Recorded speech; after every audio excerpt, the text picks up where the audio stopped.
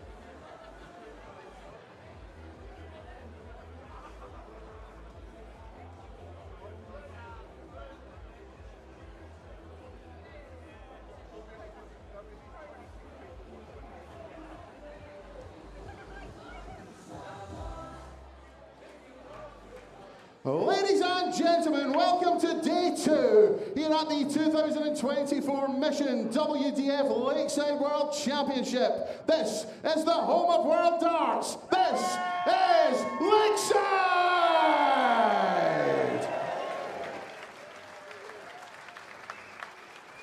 We continue with the men's first round, and we welcome to the stage the former West Japan Cup champion, the former Japan Open champion from Japan, the Katana, Jun Matsuda!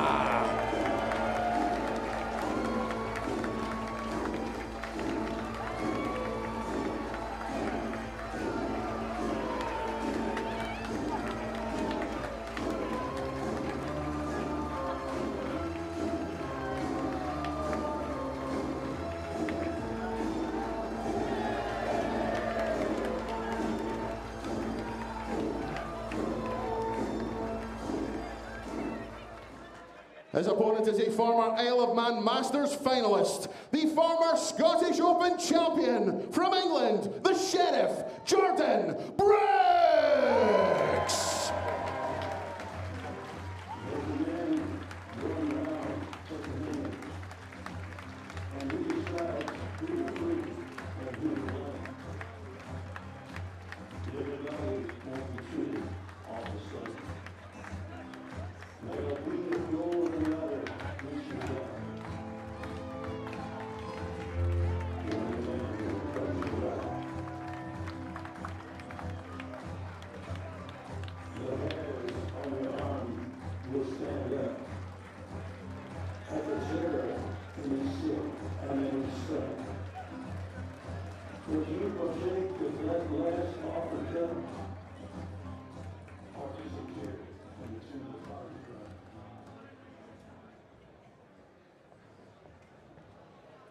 Good afternoon, everybody. Welcome back to the WDF Lakeside World Championship, where the Sheriff is back in town, anointed with his own brand of merchandise by the looks of things. I'm not sure whether you can buy Jordan Brooks caps here. You never know, there is a rather extensive selection in the merchandise stand. Yesterday was all about England and Belgium. Brian Raman beating Corné Grunewald in the first match of the tournament. Francois Schweyen getting one over on Michael Cassar, and then from the English point of view, Scott Walters and Carl Wilkinson made their way through to round 2. Jordan Brooks is looking to do the same. He is looking to try and play his best darts on the Lakeside stage. To say it hasn't gone to plan for him in his previous 2 appearances would be an understatement, yet to average above 70 on this stage. We do know he's a very capable player who tends to save his best darts, playing north of the border. There is the Sheriff, the former Scottish Open champion. Jun Matsuda of Japan is his first opponent. Not played too much darts this year, but he's another one who's got a bit of pedigree. He's won the Japan Open in the WDF system. He's also won Asian Tour events in the PDC, represented Japan in the World Cup as well. So not short of stage experience. My name's Dan McCarthy. I'll be in the commentary box for the duration of today and all the way through to Sunday's final. And I'm joined first up by Inside the WDF podcaster and WDF social media guru, Andrew Sinclair. Good afternoon, Andrew. Good afternoon, Dan. Yeah, I have to admit, very much looking forward to this one.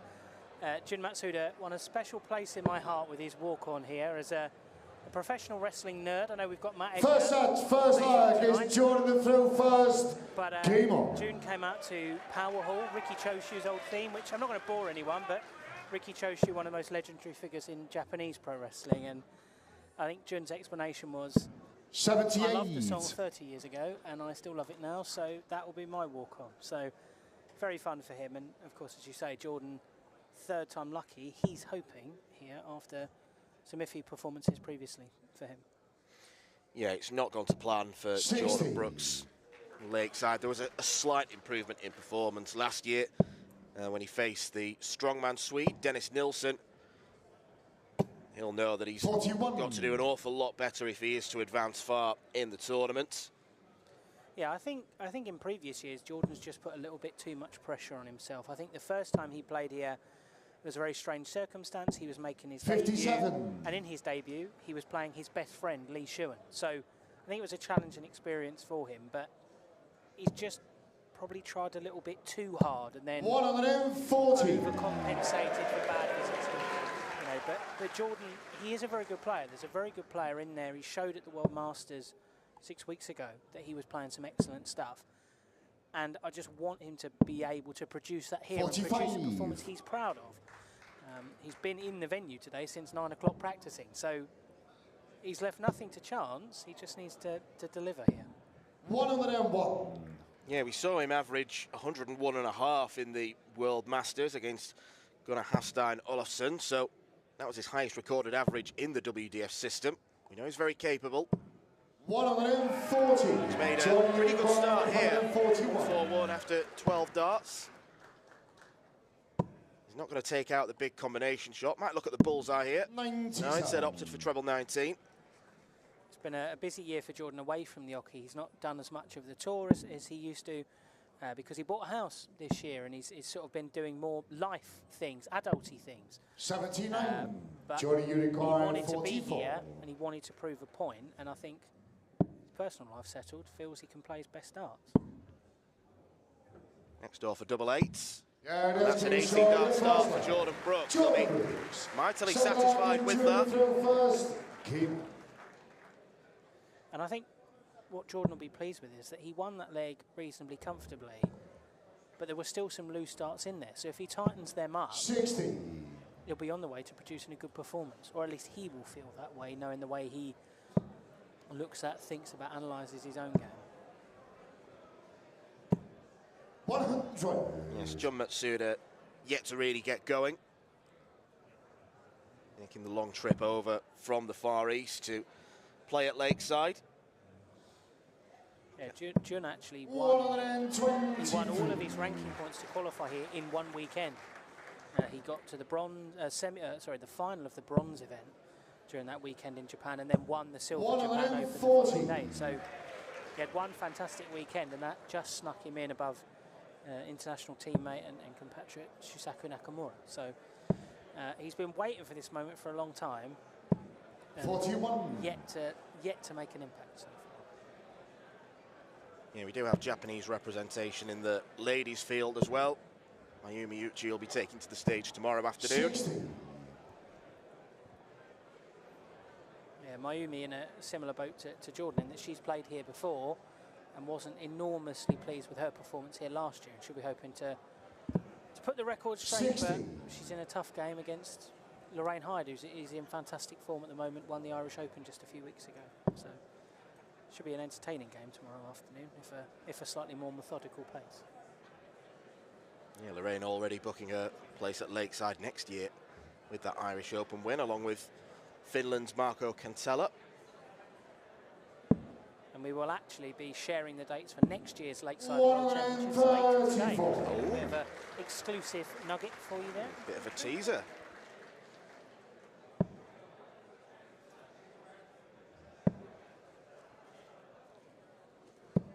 Lakeside very well attended this afternoon, and it will be this evening as well.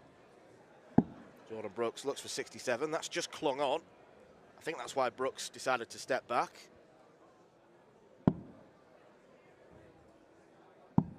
It's double eight once again, and Jordan Brooks has broken the throw. Things are going rather swimmingly for the Englishman. Yeah, and I think the real step change you can see from Jordan already in this game compared to particularly the game with Dennis last year. Last year, I think Jordan was trying to make up for the fact that he wasn't performing as well as he wanted to, with a lot of theatrics, a lot of showmanship, a lot of gesticulating, trying to engage the crowd. This time, it's a much more workmanlike, go up, throw, a little bit of emotion. You know, he's a passionate guy, but it's not the same as last year. He seems a lot more dialed in and focused, which can only be helping his game.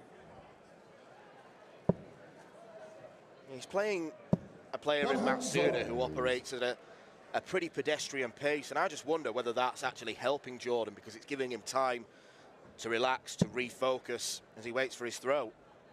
Yeah, eyes locked in on the board, just practicing, 41. ticking over, and you know, I think Jordan's too good a player to not have won here yet in his 3 appearances.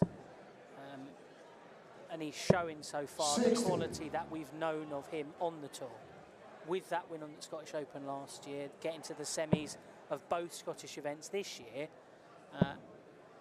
there's always been a very capable player in there, and that's going to be the case when you play a lot of darts in the Fleetwood, Blackpool area, and your regular practice partners are Wes Newton, Lee Shewan, and all the guys that are based in that part of the world. So he's been playing with Wes and Lee for a long time. So 63. He's always been capable.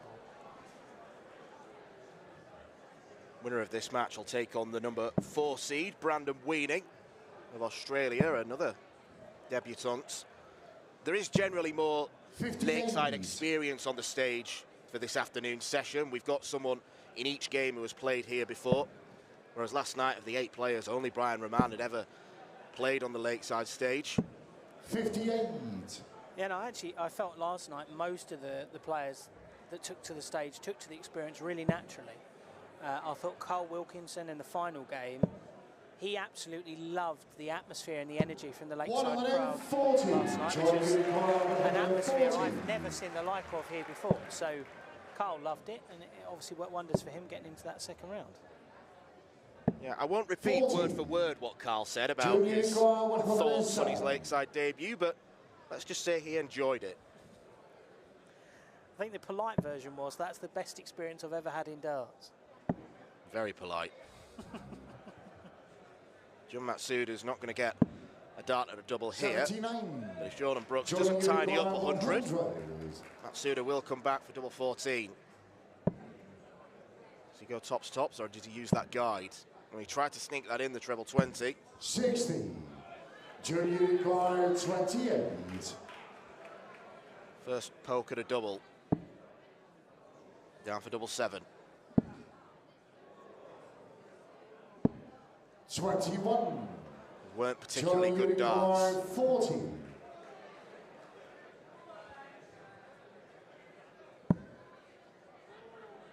Double 10. 30. Junior guard Well, he's blotting his 7. copybook a little bit, Jordan Brooks. 24 darts thrown, and the leg's not yet over. But John Matsuda has made a real mess of that. 10. Committing the cardinal sin of darts, missing the big number as Brooks goes for double 5, and he's lost as well. And that composure and 7. focus I was talking about Jordan demonstrating in the first 2 legs may, if he loses this one, start to go away from him a little bit. Yeah, that's been further. Sarcastic cheers from the crowd. John Matsuda can see the funny side. Jordan Brooks cannot. No. I think he'll be frustrated at himself with that, Jordan, but still in a comfortable position in this, even if he has lost. 140. Yeah, he'll be annoyed, Will Jordan, because he looked very likely for a clean sweep of the first set. 140. Yeah, he's definitely, aside from that rogue dip into the double 12, first leg there were some loose errant darts from Jordan, but he has straightened up a lot in the last couple of legs, which I think will make that dip in the last leg a little bit more frustrating for him. But he's found the red stuff again. 140. Much better than Jordan Brooks. Qualified for Lakeside this year fairly comfortably as one of the unseeded players, or top-ranked unseeded players, I should say. Yeah, I mean, Jordan did most of, it was a 2-year ranking system. Jordan picked up most of his points in 2023, where, of course, won in Scotland, but also had good runs in the Isle of Man. He got to a final there, lost to Martin Atkins. Played some really good stuff within the British Isles, and then this year, as I say, pared back the amount he was prepared to travel because he was buying a house and 140. his girlfriend. They've got a dog, and you know, he's pretty content with life. Actually, he joked to me yesterday, if I lose tomorrow and I've lost 3 times here in the first round, I might just pack it in and enjoy my house, enjoy my dog, enjoy spending time with my girlfriend, and just chill out. But I'm not sure how serious he was. If he wins, the fire's going to be back in the belly, isn't it? So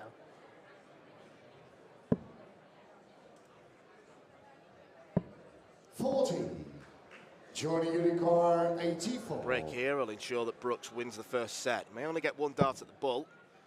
He's not going to get that. Went treble 13. 28. Junior unicorn Wanted 84. to leave tops, but that means coming back to the board. If he does, he'll have to burn a dart.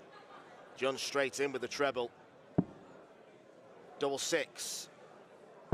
That's a much better effort than taking out 84. So, in this first set, we are going all the way. Not something that looked particularly likely after the first 2 legs. No, I think June's got a smile on his face now. I think maybe he's starting to find his stage legs, as it were. Yeah, I don't know. Jordan played well in that leg, and then just getting down to 84, he made a mess of it. And June found that treble first up, which just opens up the opportunity for you to hit 57. Yeah, the Japanese player has always been very capable. Actually played in the PDC and WDF World Cups last year for Japan, so has international experience, or maybe not as a single.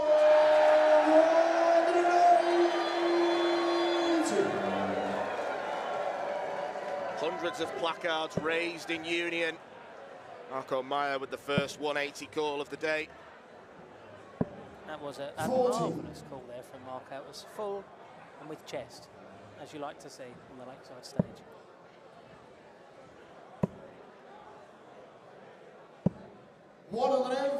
Jordan Brooks is loving it at the moment. Got bundles of time to seal this 5th leg. Could be an 11-darter. 100. Joining unicorn 96. Double 18.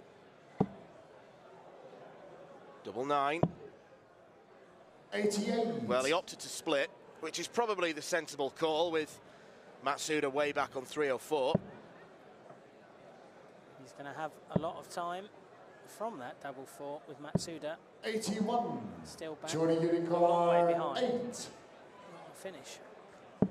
Let's keep showing the first 13 set. darter. Jordan Brooks takes the first set. Jordan through first. Really stylish way to do it.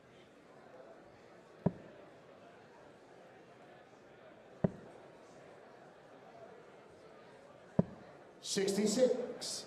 Well rescued from Jun Matsuda, but a few scrappy visits. Jordan will be hoping that it doesn't rub off on him. 39.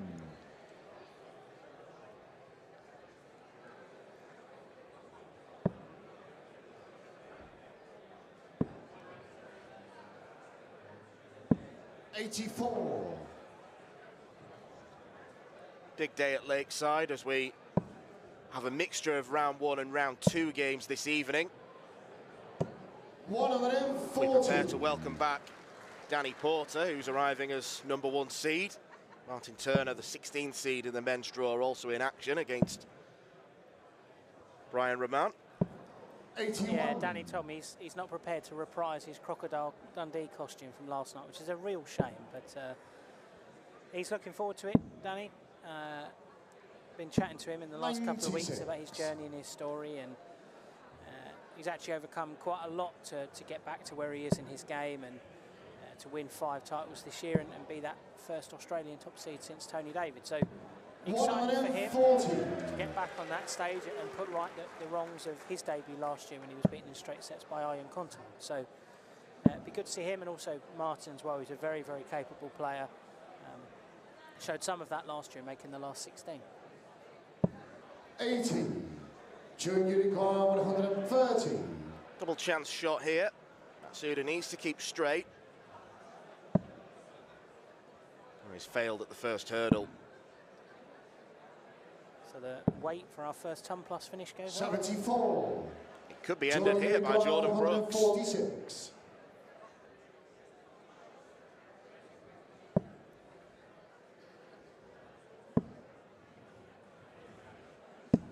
58. Junior unicorn 56. Double top. Just keep short of the first. Decent hold of throw from Jun Matsuda. Second leg is Jordan the throw first. Keep on. Yeah, you mentioned the winner of this playing Brandon Weaning from Australia. Brandon, one of 2 players this year following in the footsteps of their father, of course, Kai Smith, and fellow co-commentator Raymond Smith, of course. But also Brandon's dad Wayne played here 7 times in the 80s and 90s. And actually Brandon and Wayne came over here probably 10 days before the tournament. I've been staying down in Portsmouth with Simon Whitlock, and you know, Brandon's won a couple of local tournaments down in Portsmouth as well. So Brandon's acclimatised himself. We had a good chat last night. He's in good spirits. 39. And I think he actually saw something in the programme from Matthew Edgar that fired Brandon up a little bit. So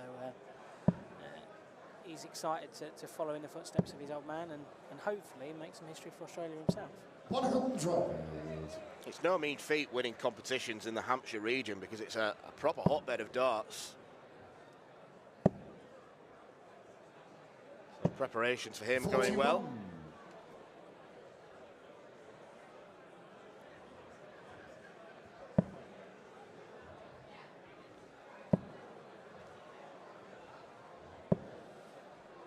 Worth a mention too, one of June's sponsors are Elstar, one of the tournament sponsors as well. So, I mean, I'm not entirely sure how it works. I think June's, he's got Dynasty Barrels, I believe, and then the Elstar shafts and flights. But I know that the Elstar team have been here supporting him and encouraging him, and obviously the same with Mayumuchi as well, part of the same stable. So.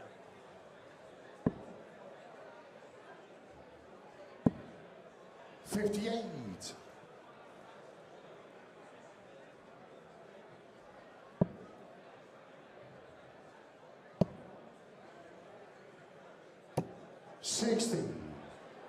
Well, a bit of frustration there for Jordan Brooks, but he's on a better checkout than Jun, who's nowhere near the treble.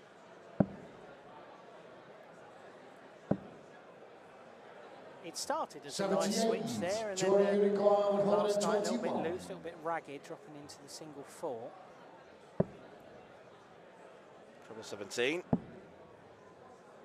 Had to hit that to have a pop at the ball. 57. Could have used the ball with the third dart, which he would have left at least a single to double, and he hit the 25, but Matsuda comes back. That's a lovely dart, double 16.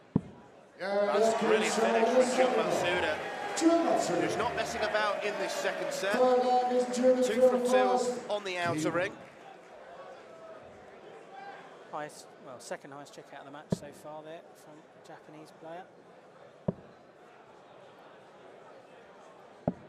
97. He was not particularly flashy, but he's proved solidly effective in this one, even though his average is a fair few points lower than Jordan's at this stage. 139.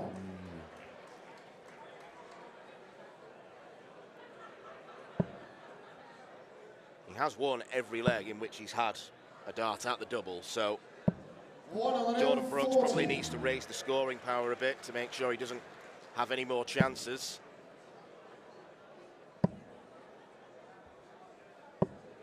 100. Bit of a snatch with that last start from Jordan there. Dropped right into the bottom of the 20.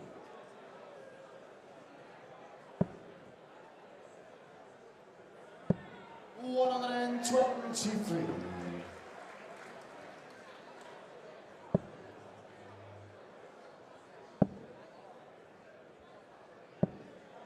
$75. Junior in Goyle, 141. This would be some way to win the set 3-0. Well, he was going treble 16 for treble 19 and then double 18. It's an 55. unusual route. Curious way to go there. You can do what you like when your opponent's on 187. 57. Junior in Goyle, 86. Treble 18. First port of call. Nicely done. Yeah, what a set that was from Jun Matsuda. Jun Matsuda. Clinical as you like. 3 darts, 3 doubles. And even Jordan Brooks acknowledges it, gives him the fist bump. Jordan through first. Keep.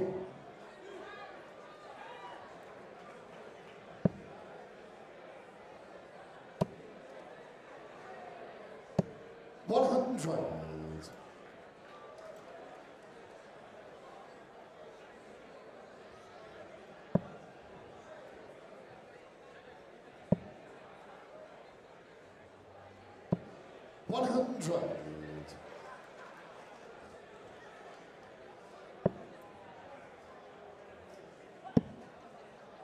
First ladies game will 96. take place after this one. Anka Zijlstra of the Netherlands against the Czech debutante, Jitka Cisarova.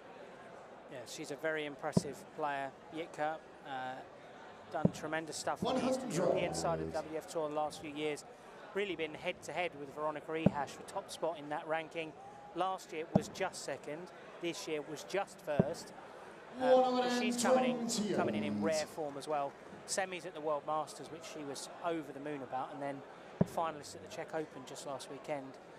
So she's playing some great stuff at the moment. But Anka, an experienced campaigner, and thankfully for her, she's actually back to full fitness, because last year was coming in a bit hit by a car not long before the tournament, so it definitely wasn't at her best. But this year, I saw her earlier, she looked quite happy.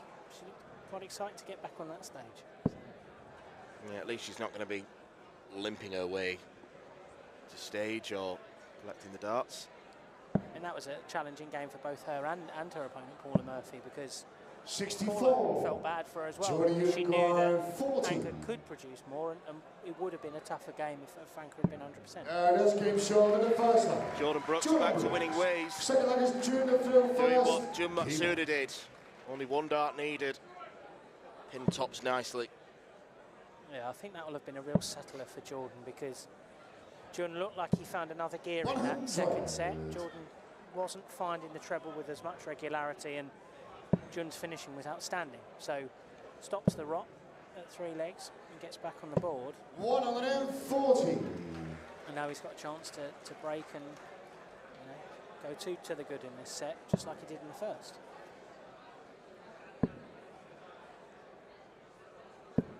$58.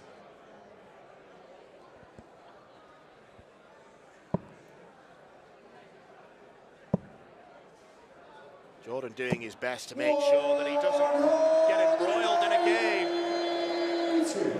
Second maximum landed by the man from Fleetwood. Changing walk-on this year, I noticed, for Jordan as well. He used to come on to Michael Jackson's Beat It, but this year the man comes around by Johnny Cash, which I admit I'm also quite partial to a bit of Johnny Cash, although, as I say, not quite as world-class for a nerd like me as Powerhall Jim came out to. I think we should have everyone come out to old Japanese wrestling themes. I think that would make my week even better. It would have the opposite effect on my week. 112. Jordan Unicorn, 96. 96. We've seen him have a go at this for an 11 darter. It's not going to go this time. 56. Jordan Unicorn, 150. This would be to hold his throat. Good start. Another treble 19. No, not to be on this occasion. That first start was so good. I thought he was in. 78. Jordan Unicorn, 40. Back-to-back tops. Yeah, that's good from Jordan Brooks. Jordan Brooks.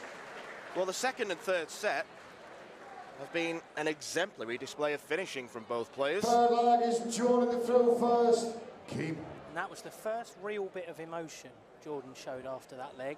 A fist pump, a little roar, a little look to his friends and family who are here to support.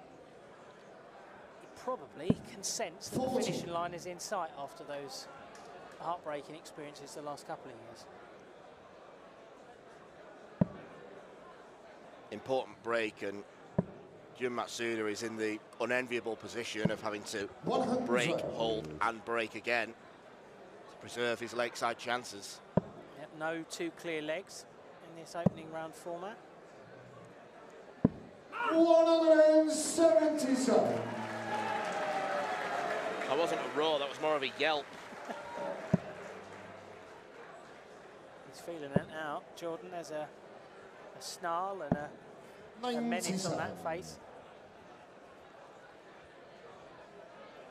Because this is what he knows he's capable of. 99.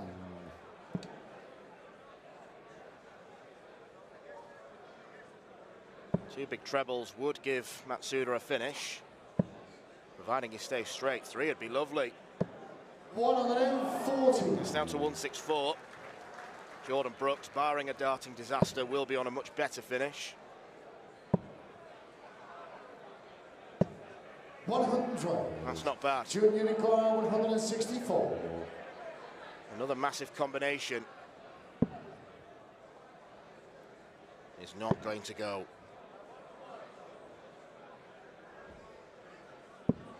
'88. Johnny Unicorn, 85. Jordan Brooks will feel this has been a long time coming as he eyes up tops. 45. Johnny Unicorn, 76. And if his finishing's anything like the last set, June will punish him. Double 8. And on we go. 2 match darts missed by Jordan Brooks, and Matsuda steps up, royally punishes him.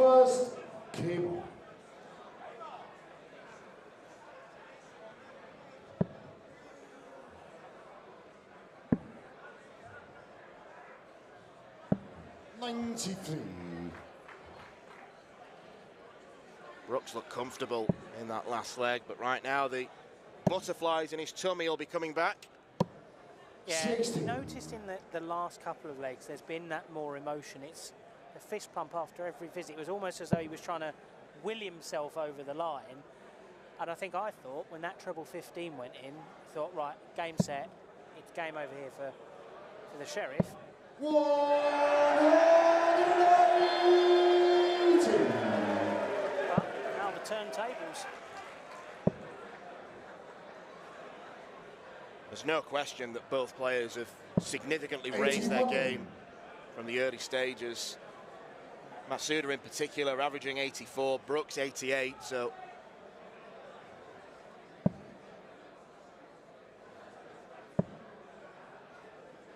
No, it's been a very entertaining game. 100. Some very good finishing from both men.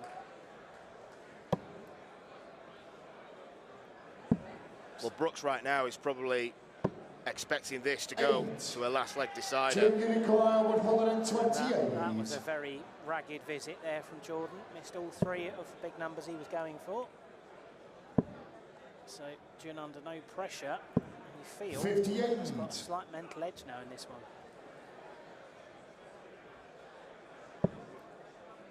Brooks will have the throw, but as much as that is an advantage, it brings its own pressure. It's got to be a good opening visit if we do go all the way, which we expect. Matsuda wants 70. He's got choices, 20 or 12. Opts for 12 to leave tops. 30. And you do wonder how much the emotional baggage of Jordan's games with Lee and with Dennis start to come into focus now, having had those match starts and now finding himself under pressure. 40. Double 10. Double 5 foul, and we are going all the way. Respectful fist bump between the players. Big puff of the cheeks from Brooks. I don't think expected this to happen. How strongly he started the match. But there's loads of room in the bed. 80. He looked home and hosed at 2-0 up in this set. And it's started to run away from him a little bit, and you do have to feel for him after those 2 misses in previous years. But Jun Matsuda has been very quietly effective in this game. He's an experienced campaigner, and he's used that experience. And he's put Brooks under pressure at the right time. 40. 120 scored with 6 darts. Is the pressure beginning to tell?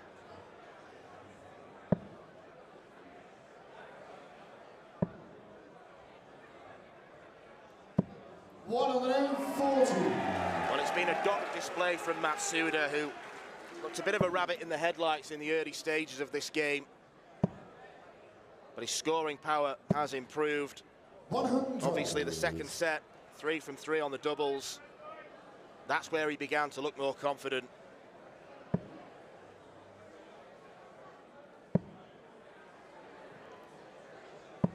Yeah, he's been very just steady and consistent and effective in this one, June. Not a ton of flashy visits. Yes, there's been the 180 from him, but he just sort of consistently has found one treble per visit and has got himself down to finishes. And in that second set, he didn't make any mistakes. So, and in this set as well, he's taken the chances that have been afforded to him. 76 to keep the match alive, and of course, finding double 5 with the last starting hand in the last set. 134. 134 is a lovely visit. First to a finish and a makeable 1-2. Jordan Brooks has found the first 100. treble with the first start, but he hasn't been able to follow it. So Matsuda's going to step up with a chance to win. 2 darts at double 12. Jun Matsuda seals the victory, and it is more Lakeside disappointment for the Sheriff, Jordan Brooks, who had 2 chances to win the contest. It was a much better performance from Brooks than his previous 2 attempts, but that will be no consolation to him now. Matsuda, a man who's had big stage experience in the past, has certainly used that to his advantage. Some excellent finishing from Matsuda. It shows he is a 2-1 winner. Day 2. Massive round of applause as he leaves the stage. Jordan Brooks.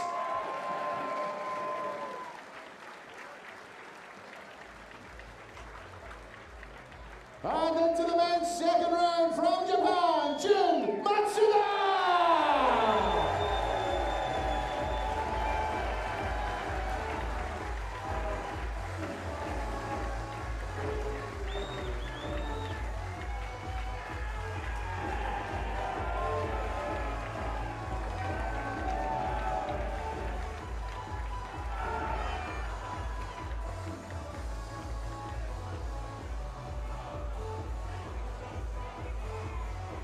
Well, ladies and gentlemen, excellent first match. Did you enjoy that?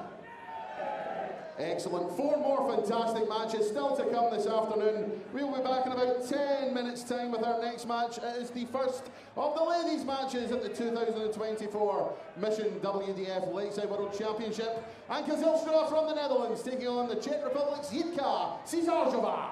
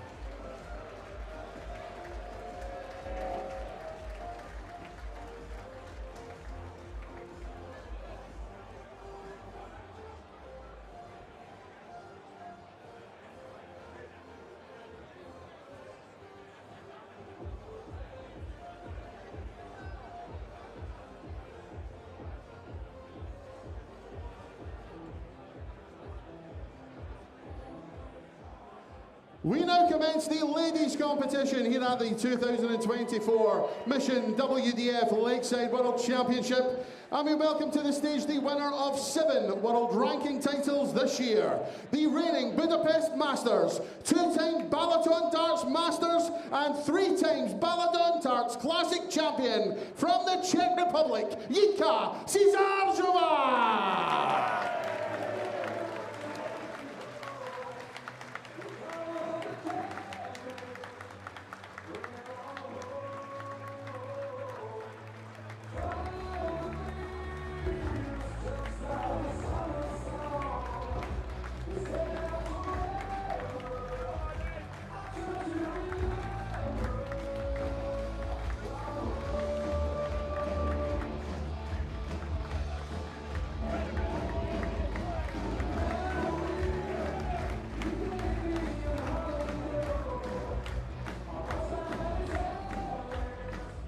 Her opponent is the former Denmark Open, Malta Masters and Swiss Open champion, the reigning Latvian Open and Riga Open champion from the Netherlands, the Phoenix, Anka Zijlstra!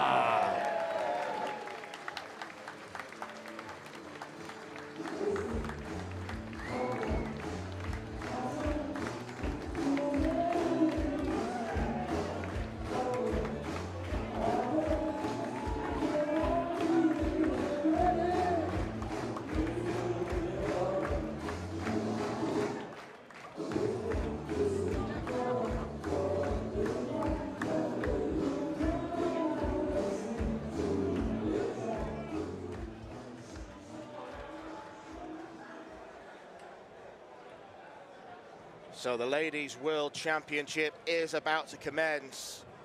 Who can possibly stop Beau Greaves from claiming a hat-trick on this fabled stage? Very few people think there are many contenders. But Anka Zijlstra and Jitka Cisarova are 2 of the runners and riders. Very much opposite ends of the spectrum in terms of Lakeside experience. For Anka, she's playing here for the 6th time in her career. But it's not exactly given her too many happy memories. Apart from a quarter-final on debut in 2016, she's lost every single one of her matches, not even winning a set. But she is a player who is used to winning in the WDF system, as is our Czech debutante, Jitka Cisarova, someone who's a real shining light in that region of the darting world, competing with Veronika Ihash of Hungary to be the best player from Eastern Europe. These two tend to play a lot of darts. Jitka comes into this on the back of making a final just last week, losing to Kirsi Vinikainen in the Czech Open.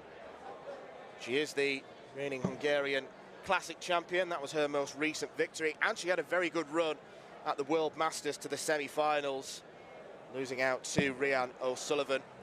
Delighted to say that Raymond Smith has joined me once again in the commentary box. And Raymond, at one point you were about to make your debut on the Lakeside stage. What do you think is going through Jitka's mind right now, particularly as she's playing someone like Anka, who is a seasoned campaigner here?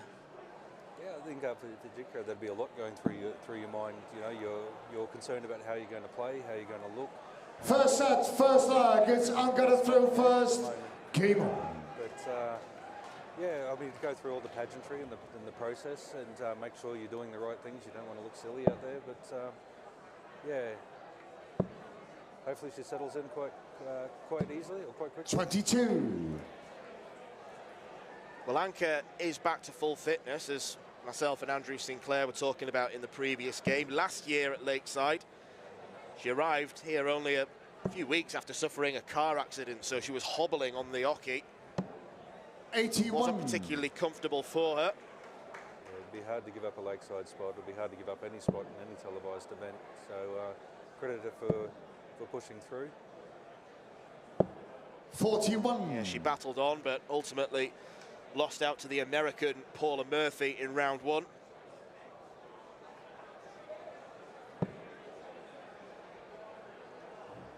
Jitka trying to find her feet at the moment, looking a little off balance. 95.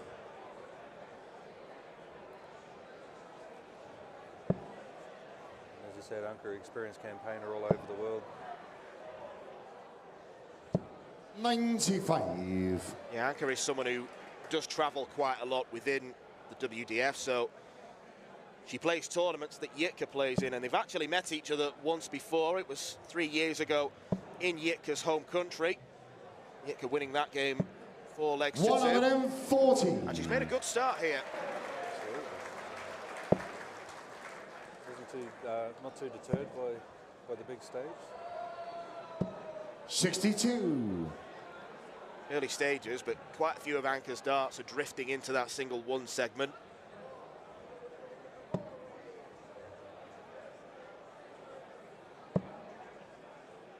Jitka's looking really solid. You can hear the sound of the dart when it's hitting. 140. She's confident. The follow through is nice and relaxed. The hands are nice and soft. 85. Jitka Yurikar, 45. As we were saying last night with those maidens, the straight darts, like Anka just needs to put a few of those together, get her confidence up, get her rhythm going. 14 darter potentially. It's a nice marker. 13. Well, she's going to come back to the board. Anka not yet down to a finish.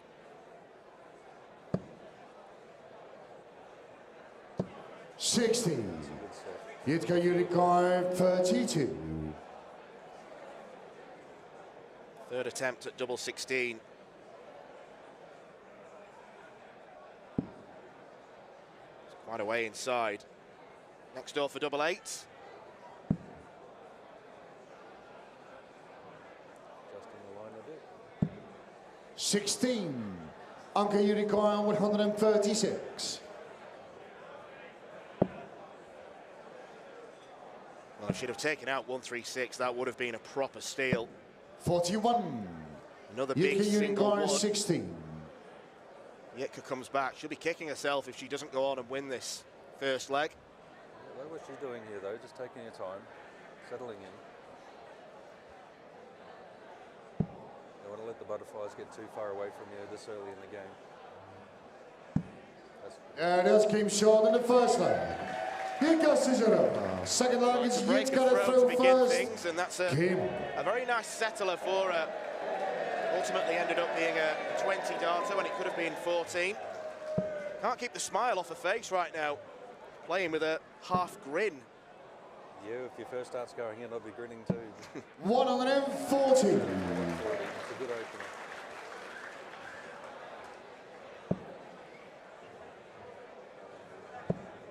Superb scoring power shown by Jitka. 45. On the back of it, Anka is just not putting the shots together, not building into a leg.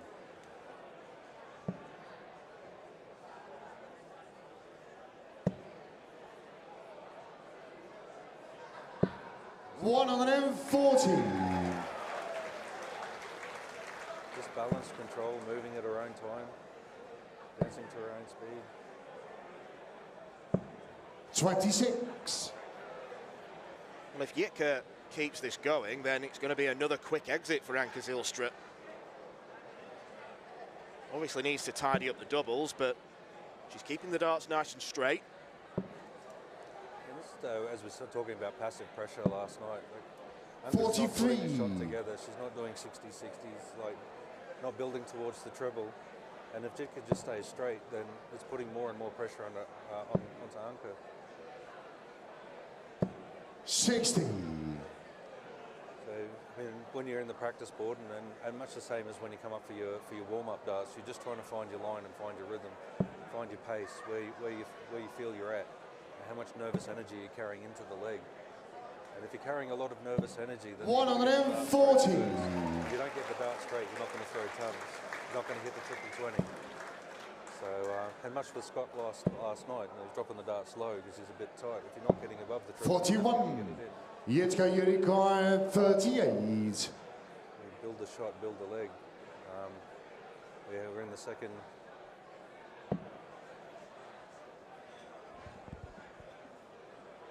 Jitka opting to split.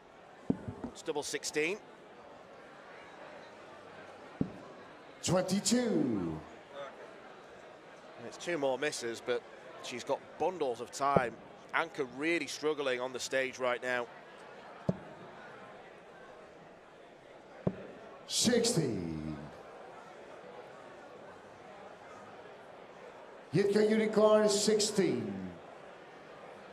It was 8-8 in leg 1. 16 for 16 is a good leg.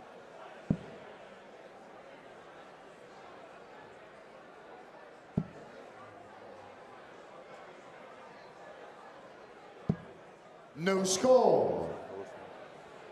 There's something with the line, it's just not quite there yet.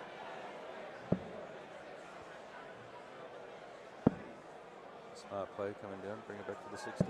99. Gets Jitka down to a Unicorn finish, 16. but not exactly pressure. Even the biggest finish in the game. Jitka looks at 8-8 once more. That's King Finds it Serve in the first time second of half. asking. Jitka Cisarova. Third leg is on, going to throw first. Keep on.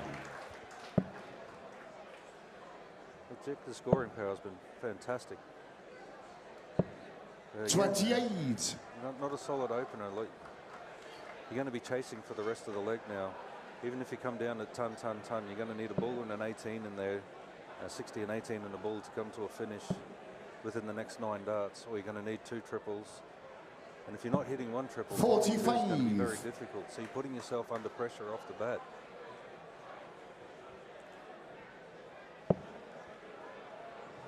Winner of this takes on the number 8 seed, Desi Mercer of New Zealand. 60. I think both players will feel that's a winnable game, but it is the same quarter of the draw as Beau Greaves, so maybe a quarter-final is the best possible result for these two.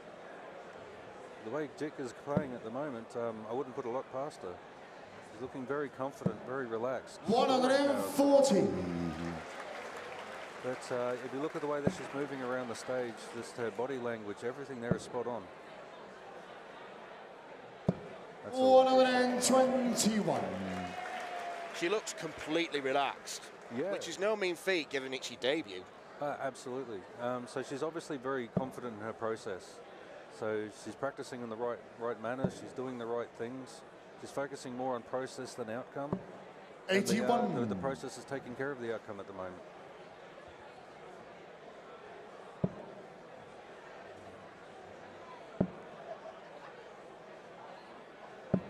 132. We see here, Anka's put 3 shots together now. Looking a lot more confident. Shoulders are back a little bit more. But Jitka just looks calm as.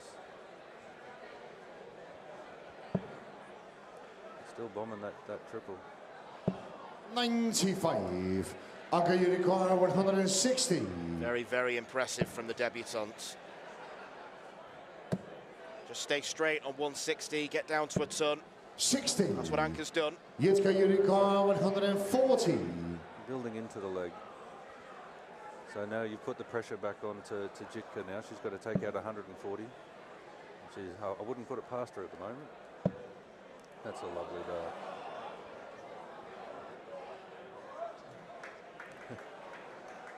Discount, but she's back onto it. She realises the magnitude of what she could achieve. 120. Anka Unicorn 100. Must have been looking at the wrong score. To be treble 19. That's kind of summed things up for Anka so far. Lots of darts drifting to the right. 76. Jitka Unicorn 20.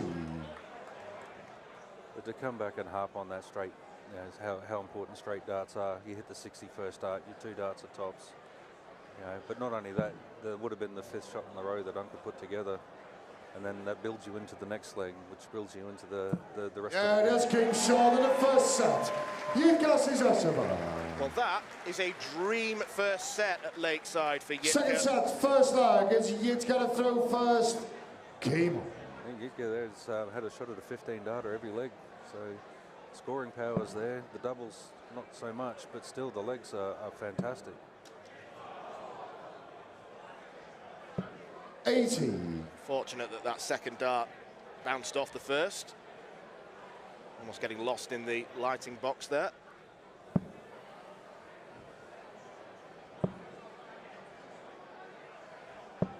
That's a good, 120. I mean, there are a lot of people that say, oh, you hit tops, but she's obviously trying to throw a dart high to bring it back into line.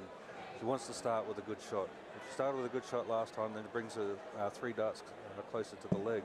You're saving yourself that little bit of pain off the start.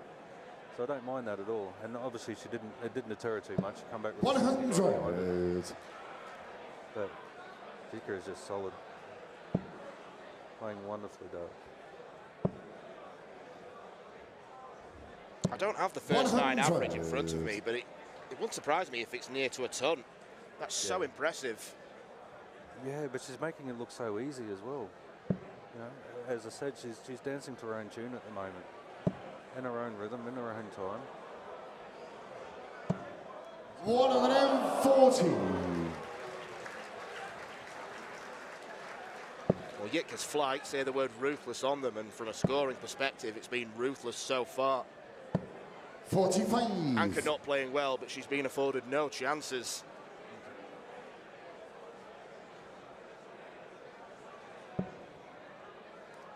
First blip. That wouldn't surprise me if she picks it up. 41. There's an opportunity for Anka here.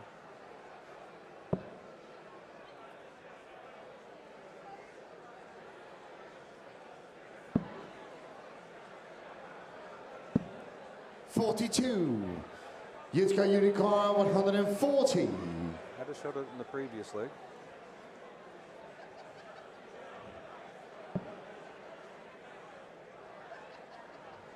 Not going to get one this time. She just seems to have lost her line a little bit here.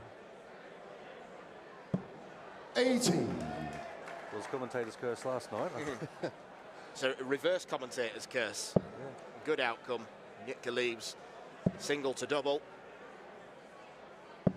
43. Yitzka Unicorn 60. Another dart there where Anka's just pushed out to the right. But again, straight darts would have left the 94, put the pressure on the shot. Got to sneak around that one to the right. Down to 10s.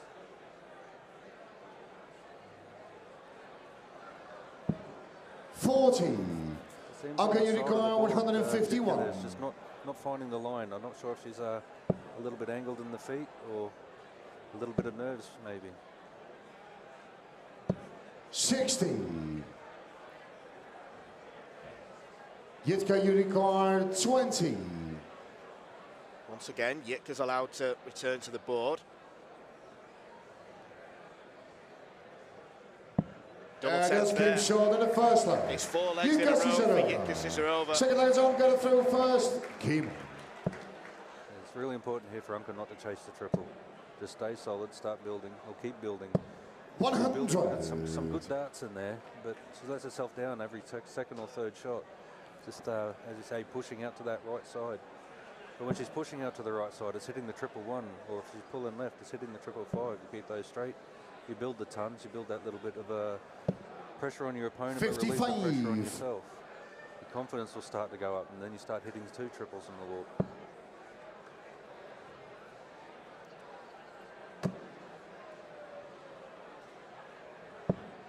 26. Too many of those types of visits from Anka.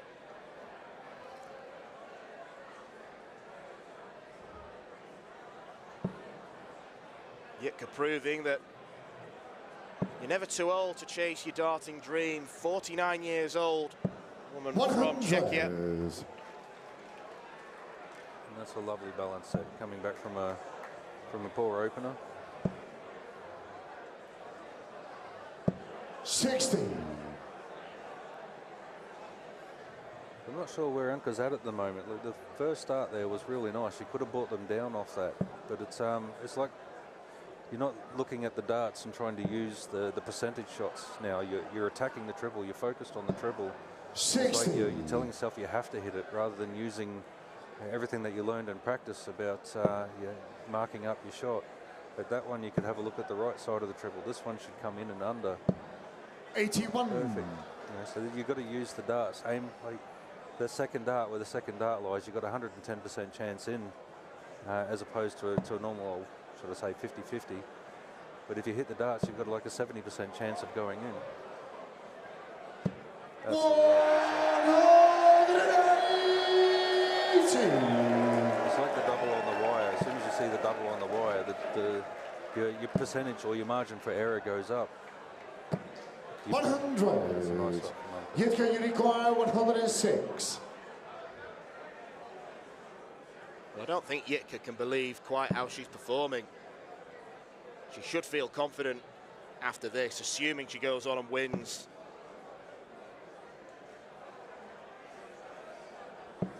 $58. Anka, you require 134.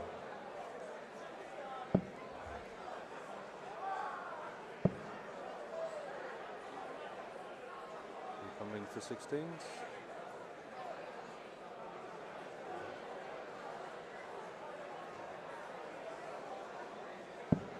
$94. It's a good setup. Yitka, you require 48.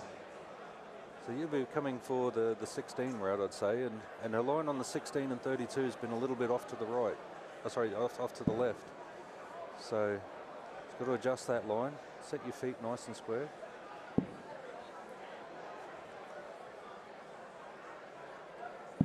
Yeah, that's came short in the second line. It's a good adjustment. Yitka Cisarova. Better from Yitka, only needed Third line 2 into darts Yitka to and a throw double. first. Came on. It's another break of throw, and this could be a clean sweep victory on debut. But again, you just look at Yitka. Nice and confident, nice and balanced. She's not rushing to the Oki line. She's not getting too far ahead of herself. 100. She's staying in that process.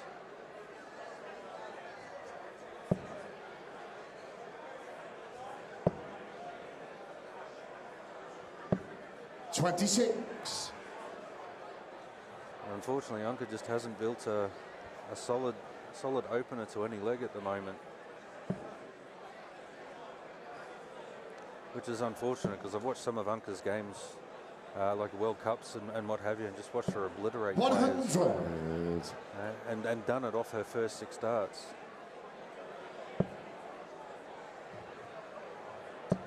She's a much better player than what she's showing today, but it's 41. almost a Lakeside curse. Yeah, darts like that one there, that last dart. It's not missing by much, but the point is it's missing, and you can't make adjustments for that because it's so minor. It's another 180.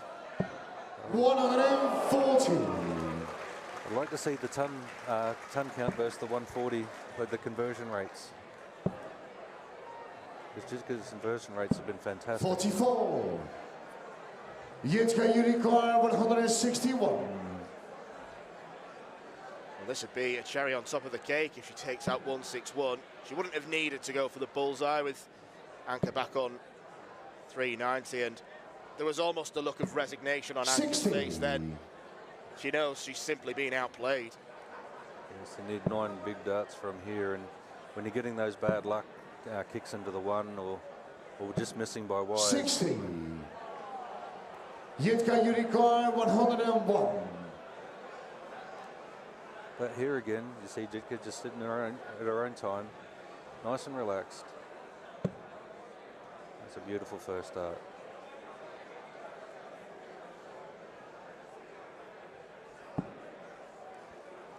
Maybe a little bit of a thought about the finish line instead of the big numbers. How many times have you heard you can't miss the big numbers? 85. Probably forgive her one small error there. Tidies the shot up well, leaves double 8. She's hit a couple of times already.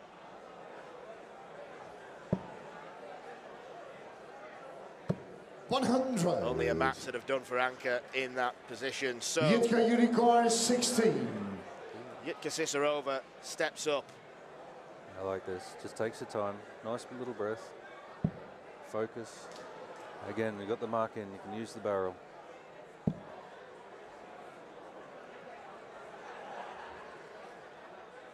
The suspense. Oh. 8. Lovely dart. So often the hardest dart to hit, you'd say, the match winner. Oh, that's unlucky. Well, if it wasn't for bad luck, I don't think Anka would have any luck at all. 16. Well, A little bit of showmanship at the yeah, end. nicely done. Well, if that needs to be her parting gift, it was a pretty good one. Anka can smile about it. Jitka wants double 4. That's a good line.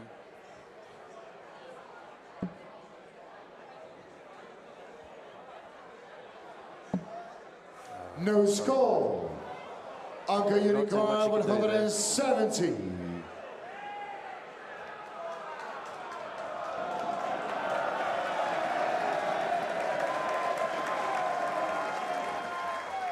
Correct me if I'm wrong, but I don't think Anka thinks she's going to hit this. The body language would support that.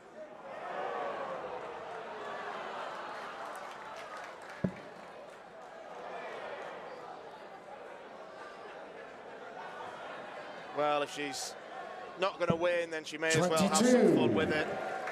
Absolutely. Jitka Unicorn 8. Jitka has missed 6 match darts.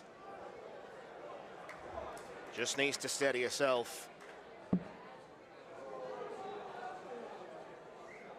got the weight right. Game, shot, and the match. Well, as far as Lakeside debuts are concerned, you will not find many more accomplished than that from Jitka Cisarova, the 49-year-old from Czechia, with a fantastic performance as she gets the salutes from the crowd here. The scoring was superb throughout, and if she can tidy up the doubling, then she could be a dangerous player throughout the competition. Jitka Cisarova, 6 legs in a row, beats Anka Zijlstra 2-0. Ladies and gentlemen, a massive round of applause as she leaves the stage, Anka Zijlstra!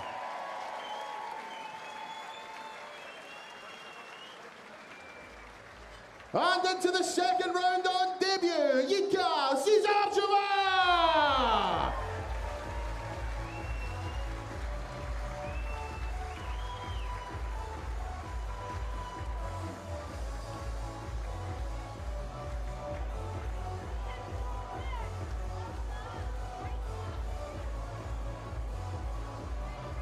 Well, ladies and gentlemen, we have got a little bit of a wait before our next match. We are scheduled to start match number 3 at 2:40.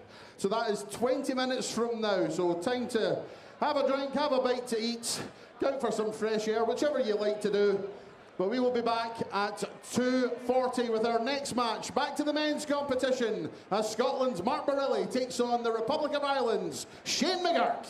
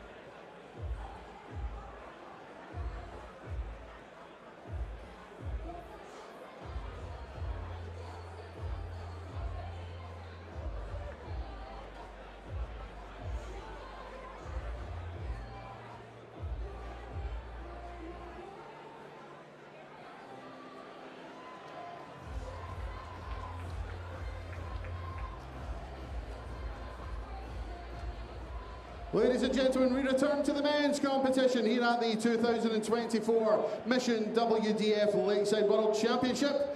And we welcome a debutant to the stage, the former FCD Anniversary Open champion, the former Irish Open champion, from the Republic of Ireland, the Arrow, Shane McGurk.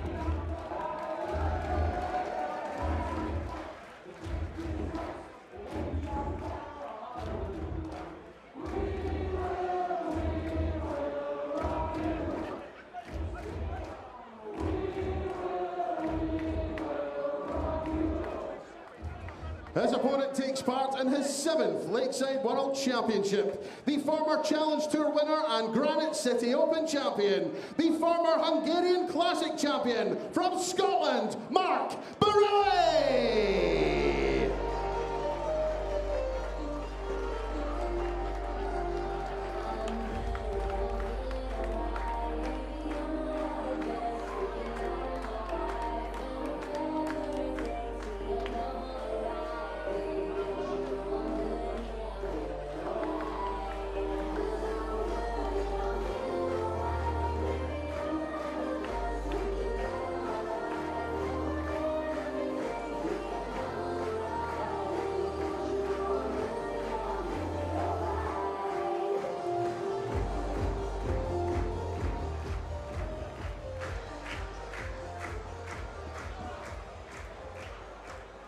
Scotland against the Republic of Ireland in match 3 today at Lakeside. And Mark Barelli is hoping it'll be lucky number 7.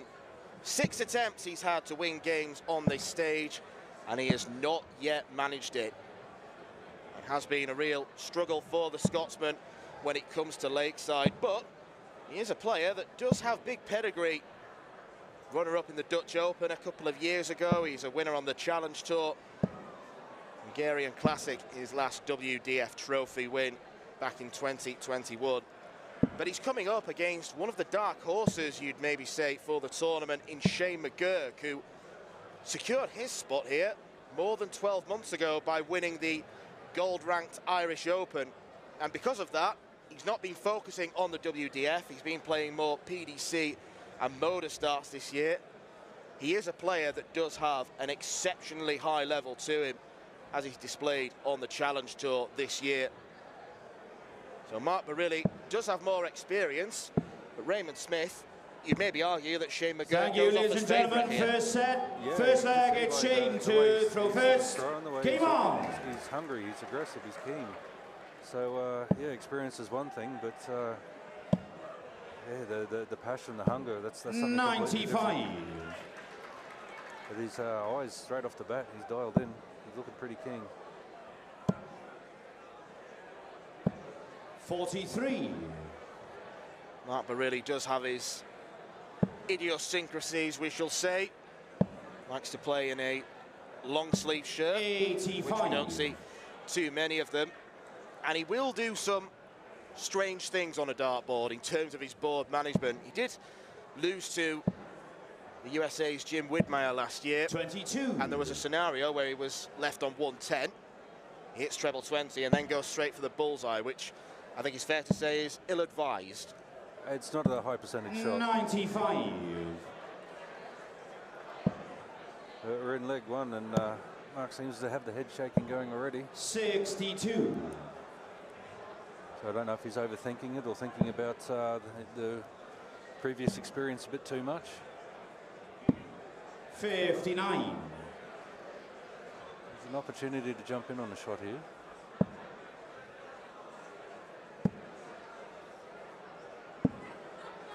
Much like Unker, he's Shane, you require he's hitting the triple 167. 1, but he's not missing the triple 20 by much.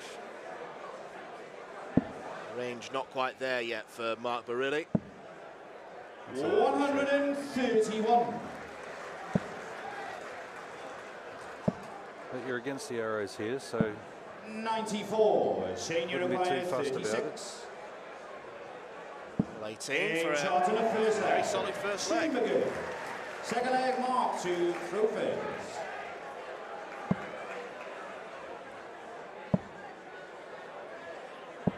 $125. it's a good opener.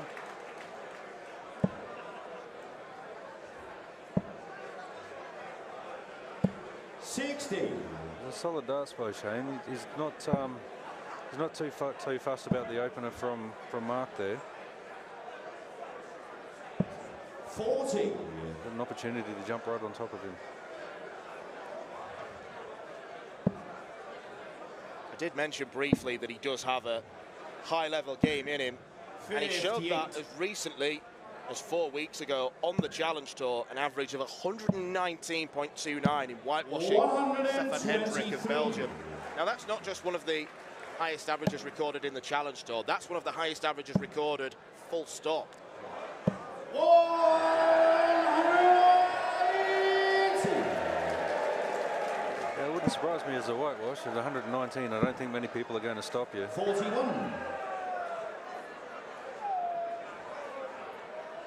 I just like how straight his darts are. 99. Mark looking for a steady shot. 78. Shane, you require 104. Rescues it, gets down to a two-darter, but Shane McGurk. Only 18 routes, 54 for 32. Oh, it's unlucky. 74 over the 14s. 63. Dropping a touch Mark, you low. require 94. That's a good dart. 74. Shane, you require 41. Likely to go 9-16. Double eights. 33. Didn't Mark, adjust, you stayed on the require inside 20. line. Game shot in the second leg. Mark Barelli. Better from Mark Barelli. Third leg, it's Shane to throw first. Game on. A bit of experience coming through, but from Shane's perspective here, he's back on that straight line again, filling that triple 20. 177. It's a good way to bounce back from a few missed doubles. 66. Can he keep it going? That's a great dart. 123. We thought the 9 was on. We were being teased. 58. Only player to ever hit a 9-darter on this stage still remains Paul Lim. Incredible to think. 59. Yeah, was it 33 years ago now? Be pretty close. It was one of the funny highlights. So we used to get highlights back home in Australia, but we had to get them on a VHS video sent out from the UK. Oh, sorry, it wasn't VHN, it was Betamax. It was the only way we could watch darts in Australia back then. 78. Before the advent of pay TV. 44. Shane, you Imagine require if Paul can roll 64. back the years when he takes on Moreno Blom. That'll be an interesting game. Gurk looking to make it 2-1. Game Had shot lots in of the time, third. but didn't need it. Shane Took it out first time of asking. to throw first. Some good classy finishing there. Putting together the combination shot. 26. Scoring as well as he is at the moment and putting those combo shots away is going to be very hard to beat, and that's obviously why his averages are pretty high. 140. Mark certainly picked the pace up then. Yeah, you wonder if there's a bit of gamesmanship there, but maybe he's thinking that Shane's on a bit of a run. 140. Everyone wants to see that 9.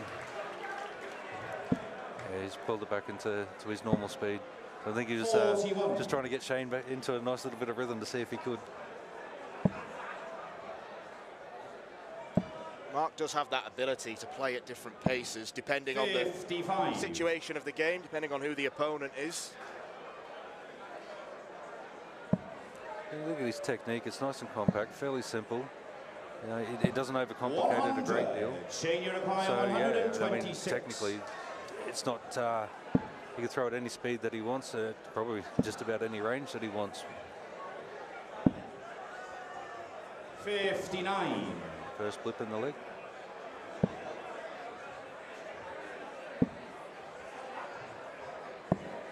$64. Shane, you require 67. Bit drop. Tops. 27. Mark, you require 130. Mark's first start at the moment. I'm banking on this. 5. Game shot and over. You can see the last few shots. His first start was looking perfect. You know, really strong over it. Game on. Not much to suggest that that was going to land. And that does give us our first tumpless checkout of the tournament. Shane McGurk could have wrapped this up. He's had darts to win all 4 legs. 51. Yeah, Mark's doing all the right things at the moment. He's sitting in the pocket, he's waiting for his shots. When the big shot came on, he's taken it. But when you think about it, like Shane's scoring power has been fairly solid. His openers have been good. But just in the middle of the leg, he drops away a bit.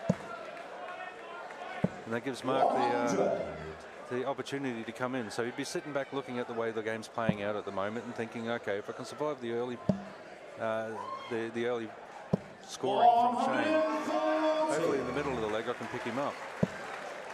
So keep close. I need the ton here though. 60. Shane, you require 151. Wrong side of the wire, but incredibly, it's 2 apiece, but there's a 26-point gap in the average. 95. The experience of Mark, I'd say, just as I said, sitting in the pocket, waiting for a shot. When the shot comes, 24. make sure you're ready for it. Shane, you require 56. To seal the first set at Lakeside. Down for double 10. 36. There's a little tilt there after that second dart. I think he fancied it. 58. It's a little bit of poor board Shane, you management. require 20. Hit the 19 on that first dart. You've got to go up. Leave the 167. Aim shot and a first set. Shane McGurk. Shane McGurk only won that 3-2, Second but there's no set, question that he Mark has to massively first. outperformed Mark Game really on. so far.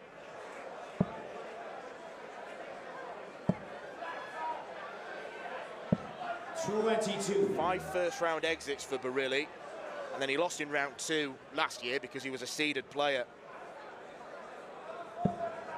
Seems like this stage is something of a curse for the Scotsman. 48. But there's a lot to like the way that that Mark plays. He's obviously very comfortable. He's well practiced. He's confident. But it seems, I don't know. It just seems like he's not focused 100% of the time. 100. But I can see how he wins tournaments, because if he's focused, he can just do this. And make it look 121. effortless. If that first starts in the treble 20 for Mark, he can follow it. But if it's not, he flounders a bit. No floundering for Shane McGurk. 83.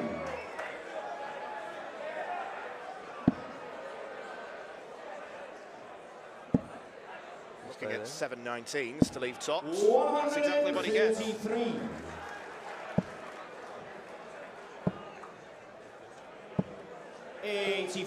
Shane, you require 40. Looking confident on these tops. Aim shot to the first leg. Shane McGurk. Second One thing I leg, do like it's about Shane Mark, though, to is throw like, first. Game on. it's no nonsense. He's there. He's playing his game. You know, Shane looks like he just wants to get on with it, but you know, and you hear 58. stories of players trying to slow play other opponents up and what have you. But it's look like Mark's just trying to focus on his game. He thinks if he gets into his groove, he's in control. 81.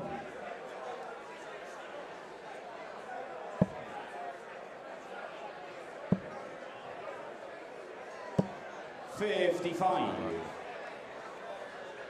Just pushed across the face.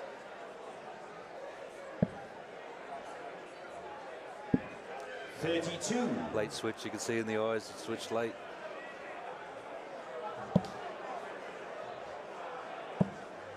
That's a great look at the power through that. 104. Second dart, just clearing the first one easily. 121. Lincoln, you'll miss it from Barelli. Highest average we've seen so far came courtesy of the man who lost the first match, Courtney Groneveld, around 87. Shane McGurk's on course to smash that, averaging mid-90s. 125. Shane Europaya, 148. 54 for tops. The second time he's dropped just short of that 54. 99. He did the same last time as Europaya, well. 142. It's a percentage shot.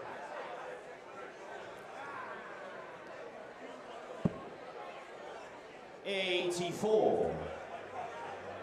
Shane Europaya, 49. 32 seems his route, so 17 for 32. Game shot in the second leg. See where he's 17 landed? He's almost like he was trying to set up the weight. 17, that nice straight line across to the 32, trying to set the weight up, and then all you have to worry about is the line.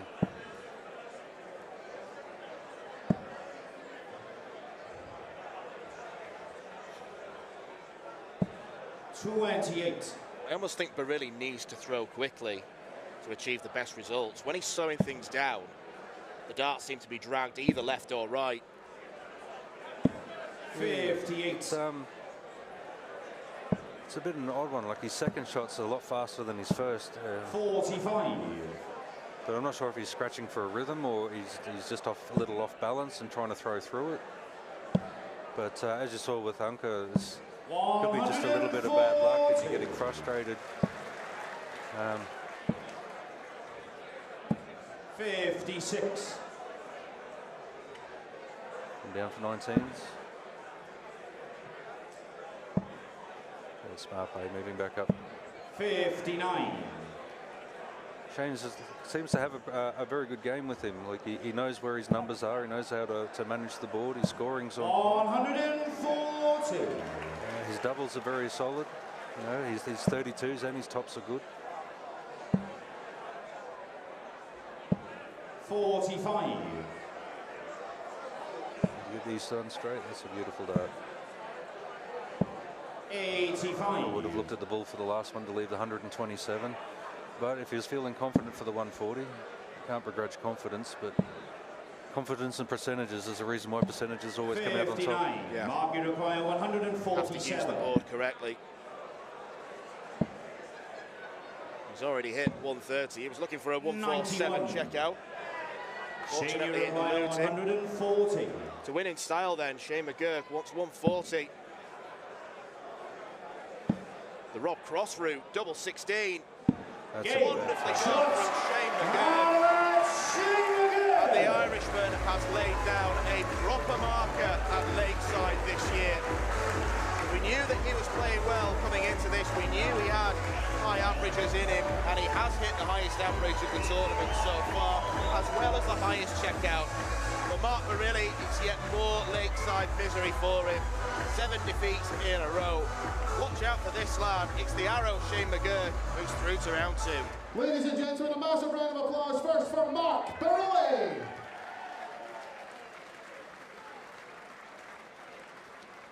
And into the men's second round, the man of Ireland, Shane McGurk.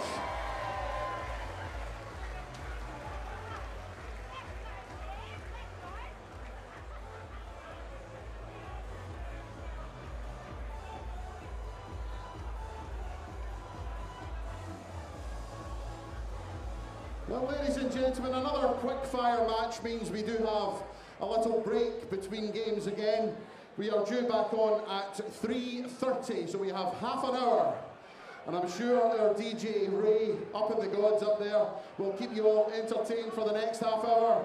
And we will return 3:30 for our next match. Back to the ladies' competition. Wendy Harper against Greta Takawa.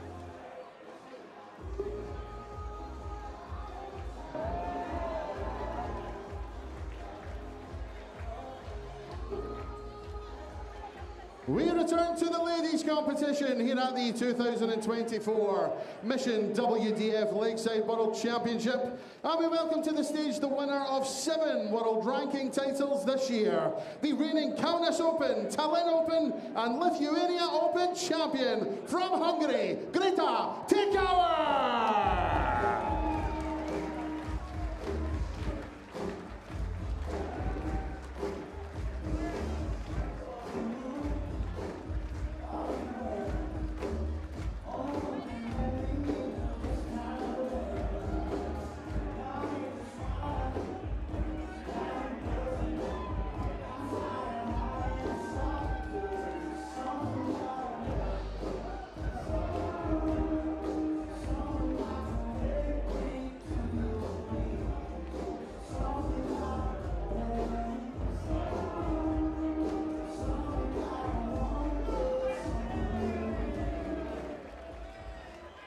Her opponent is the winner of 18 world ranking titles, the reigning Canterbury Open, John Wilkie Memorial and Sunshine State Classic champion from New Zealand, Wendy Harper!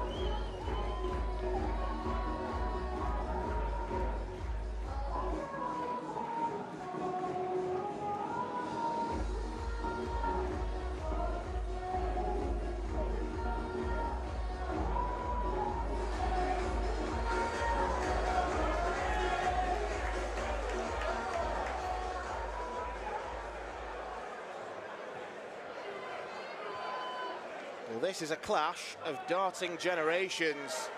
The 64-year-old Wendy Harper prepares to take on the 21-year-old Hungarian Greta Takawa. Both players prolific winners in their regions. Wendy Harper in particular, as our MC Anthony Dundas mentioned, 18 titles won since her very first, only 6 years ago. So she certainly knows how to pick up a title. Not been playing a huge amount, only started picking up darts in the past 10 years or so. Clearly got a knack for it. And she's taking on one of the young guns in the field, Greta Takawa, making her World Championship debut, continuing the strong representation of Hungary. The compatriot Veronica Ihas will be in action against Kirsty Hutchinson this evening, but Greta Takawa hoping to become another Hungarian winner on this stage. Raymond Smith alongside me in commentary, and I think when the draw was made, it's one that both players will have been happy with and both will feel confident they can get the win. Yeah, absolutely. The European thank you, ladies and gentlemen. Tour is a lot first stronger first leg. It's than it Wendy is down under, but Wendy's played some of very capable ladies. The Sunshine State Classic, Wendy went through most of the Australian ladies who were, you saw Kim Mitchell here last year, Amanda Locke who's playing this year. So that's a big tournament to win. 60. Long journey over from New Zealand, as she was telling me yesterday. Her and Desi Mercer travelling together. 45. As they always do. To all our Kiwi compatriots, kia ora. Hope you're having a great night watching the darts. Have played each other once before, 41. and it was quite recently in the World Open, and interestingly enough, that was Wendy Harper's highest recorded average of just over 80. It was a 4-0 victory for the Kiwi. 81. Maybe she can take confidence from that. It's a lovely first half for Wendy. A A bit errant there. 81. But one thing I liked about watching Wendy play at the Sunshine State Classic, for example, 22. she played a lot of fast players, but wasn't deterred at all. She played a lot of players with support for the opposition and wasn't deterred at all. So the experienced head definitely comes through in the big games, and I'm hoping to see much the same as here. New Zealand have had a lot of fantastic 60. female players over the years. Lillian Broadbent, or Lillian Barnett as she was known, won the Windmill Waltz from memory way back in 1985. Nicole is an up-and-coming, fantastic player. You've had Tina Osborne. I thought Tina was the one player from New Zealand darts that would have come through and won a major. 60. When do you require 139? A little bit light on, a little bit low on the dart, but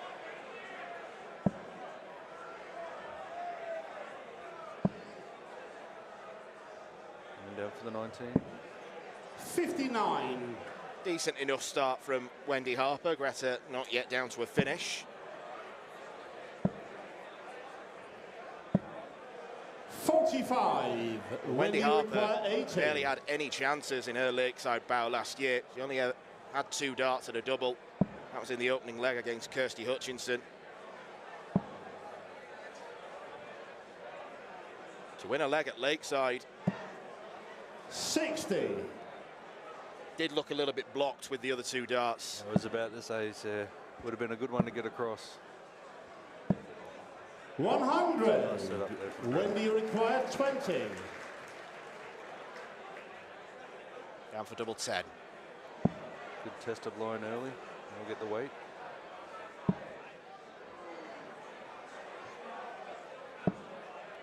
$15. Greta, you require 88. 20 round. Over for 18s. Ooh, sorry.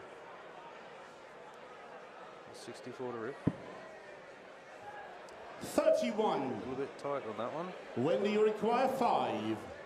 Wendy was looking comfortable in this first leg. Nothing comfortable about a finish of 5. Gets the single 1.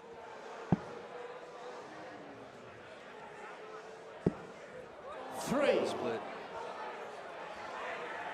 Greta, you require 57. And this would be a steal for Greta. And that leaves 23. Both looking a little bit nervy up there at the moment. You see they're pulling the darts down, so a little bit of tension. Game shot the Double first eight, leg. very nicely done. Takawa. Second Well, leg it's is Greta an unorthodox way to first. check out 57, Game but on. it's effective at least. I think they'll be looking at the one, not the way that was pegged. 140. Brett dusted herself off there, come up with a good opener. Forcing Wendy to respond.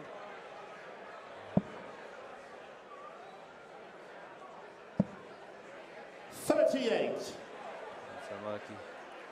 Got to get those lines right.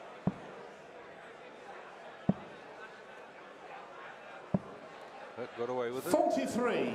Bring the 140 to bring it back to par.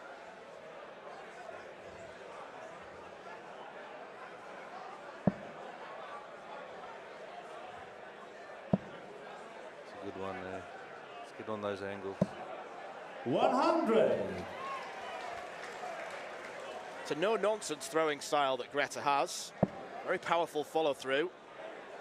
Very fluent as well. She's got a nice balance. 43. It's not too much weight on the front foot. She's got a good anchor in the back foot. Not too much movement through the shoulders and hips.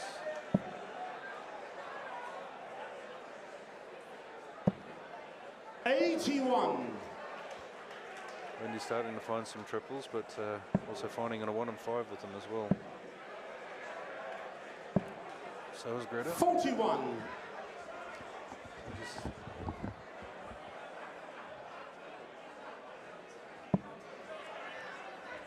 Errant dart there from Wendy. Needs to pull it back.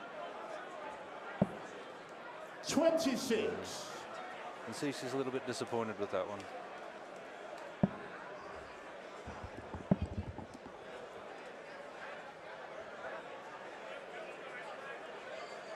You got to come down for the 19. That's him.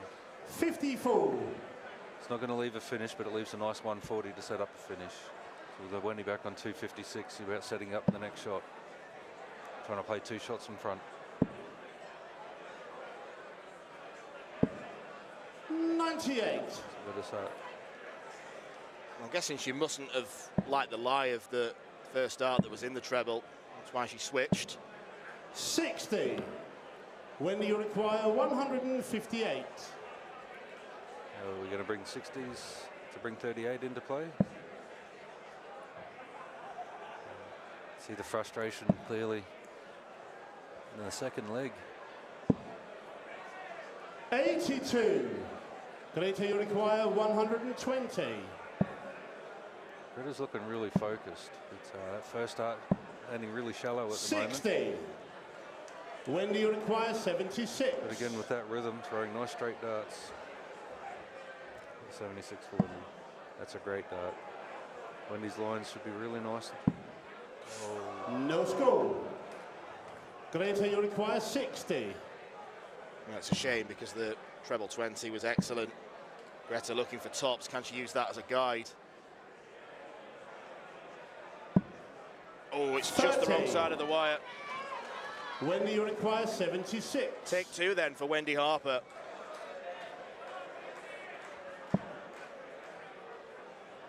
And only get 1 dart. She hits the big number. She does just about. It's tops. 56. Greta, you require 30. You've got to get your line spot on. Otherwise you split. And that 7, you've got to bust either side. Game shot in the second leg. Greta Takawa. Well, in the first ladies game we had earlier first. today, we saw Game some on. terrific scoring from Cisarova. The doubling was a bit ropey. It seems to be the opposite with Greta, looking very confident on the outer ring. The thing I like about Greta's game at the moment, she's putting straight darts together, so she's not getting too flustered. Commentators curse again. But she's building shots, she's building 29. legs. If the triple's not there, she doesn't seem to get too fussed about it. She's confident and comfortable with throwing straight darts and then just waiting for the triple to come. She's not trying to force anything. So if you're that calm and confident throughout the leg, when the double comes, you're not tight before you get there. 81.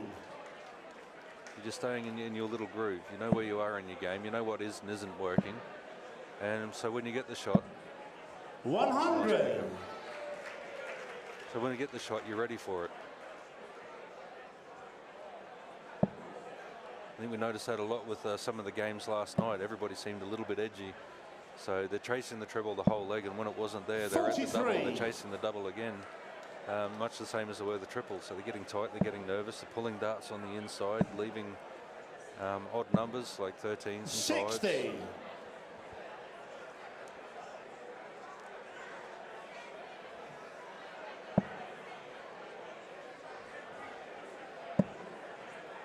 That's a good dart to climb that first one. 81. All that room to the left, Wendy.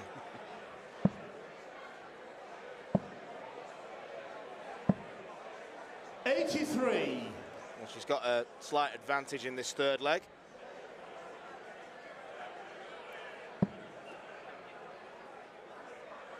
Get a look at a 19. She's going to stay there. 100. Picks off a nice ton. Greta will need to use the 19s here. Smart darts. 59. I was thinking coming down to When the you 19s require on that 111. last dart. Now Wendy's got an odd shot. She's got to hit the triple first dart. Definitely has to hit it second dart. Well, she can still do it. That leaves the bullseye. You got to take it. Can't do what Eric Bristow did. 75. Well, it's not the worst leave in the world. 170. Leaves double 18.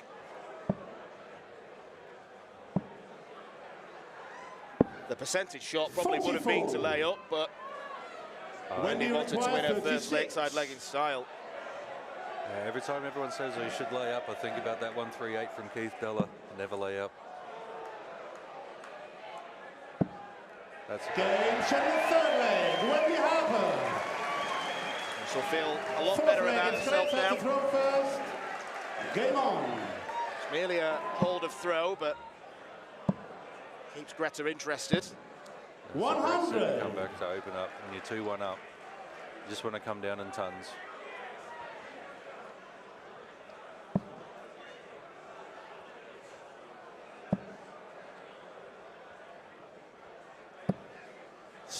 It's a solid start.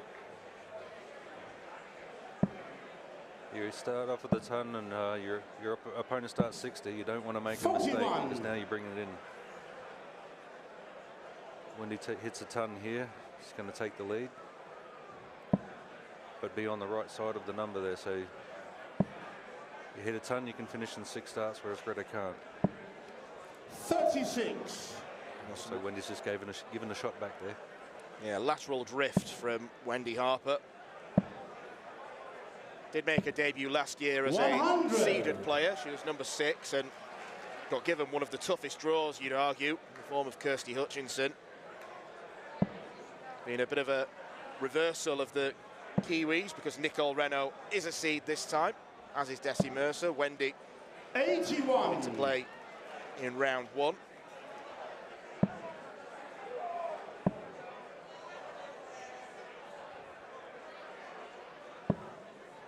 This is where I'd like to see Wendy to take a big shot. Like, for everything that's going on, like Wendy's not playing fantastic at the moment. Well, with straight darts, she's getting a lot of openings. So these 41s, 45s, these are shots she should be jumping on, which was Wendy's just done. And now she's only 50 odd behind. Another 40, then a ton from Wendy. 41. So another ton from Wendy here, and she's caught up. And probably in the box seat, 124 as opposed to 138. But these are, she missed with the first start, and then the pressure comes on, the nerves come into it. 66. Search for the shot. Greta require 138. She does get down to a finish, but Greta is in the box seat. 81. Important last start. Wendy require leaves the old faithful 57. I wonder if she'll take that out the same way if she gets a chance, which she's going to. If you gave me the option to go 17 and maybe hit tops or go the same way, and maybe a little bit unconventional, but if it works, I'll take it every time. Greta, you require 57. But there's probably 3 or 4 opportunities there where Wendy could have come back into the leg. But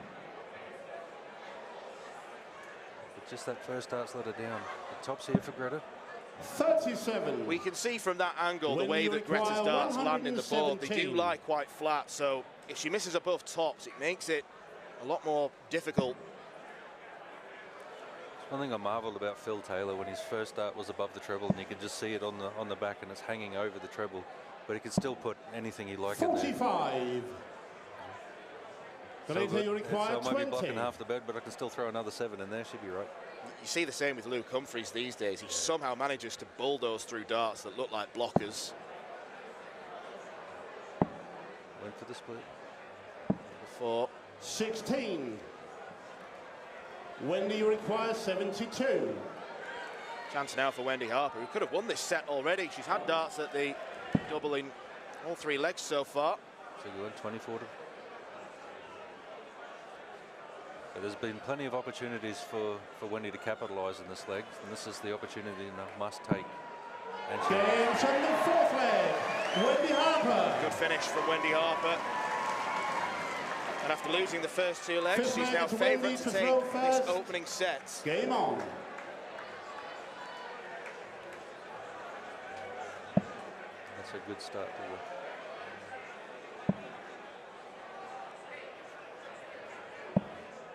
95. And again, it leaves the door open.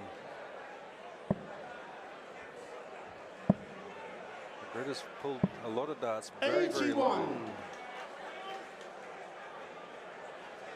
Maybe not giving herself enough time to settle on the oche. I'm not sure, but a lot of her first darts have been going very, very low. Could be down to a late release. and tension in the arm. 41. So good tension in the arm. There you can see the way that they lie flat. 60. That first start should have been built upon, really. Try and stack on top. And he needs to get back to some straight darts here. It's a good one to build down on.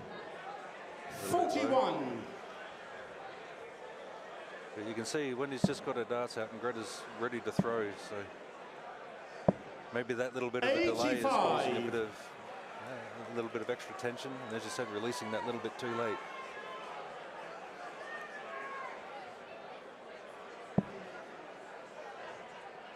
Would be interesting if Wendy were to win this, because Nicole Renault, the number 5 seed, is the draw 55. for the winner of this match. So it could be an all-Kiwi clash.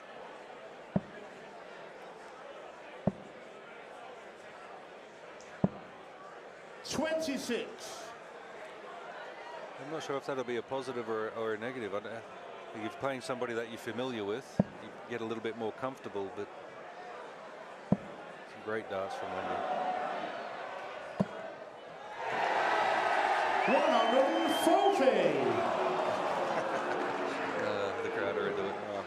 Christian Sorensen disappointing the hundreds here.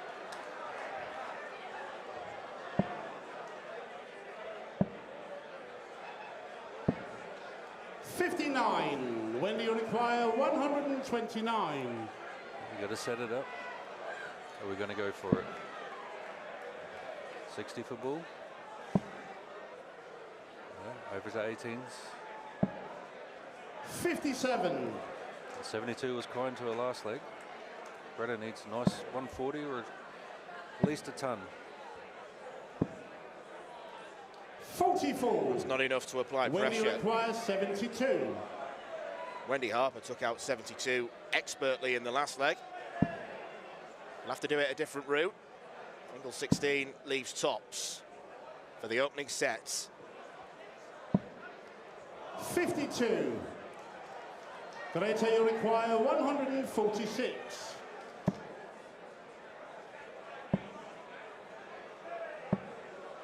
55. I might have looked at the Bull there. Wendy, you require 20. Second dart covering, bring 86, so you don't have to rely on the triple or the Bull on the first dart. Wendy is going to go for the double 5. Great. Game shot the first set. Wendy Harper. Well done to Wendy Harper. Wins the Second opening set, set. first leg, it's Greta to throw first. Game on. So it looks to be poising herself here. Let that one go, move on.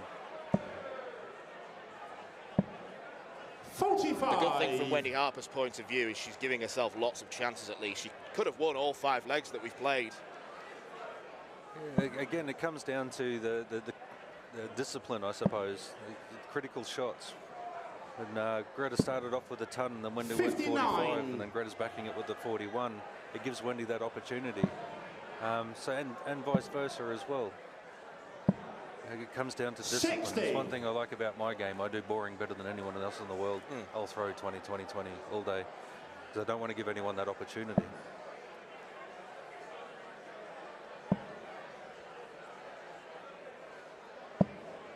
$100. And same again, you go 20-20, then you hit a triple. You know, it's better to hit a triple 20 than a triple 1, obviously, and you can only do that through the discipline. 60. A lot of the blogs I write about it is, you know, can you throw 60 on 20s, 20, 20, 20, 15 times in a row consistently? Can you do that and be okay with it? Can you do boring? Because the discipline is where it lies. That's a great dart. 121. Maybe got a little bit excited with the third dart.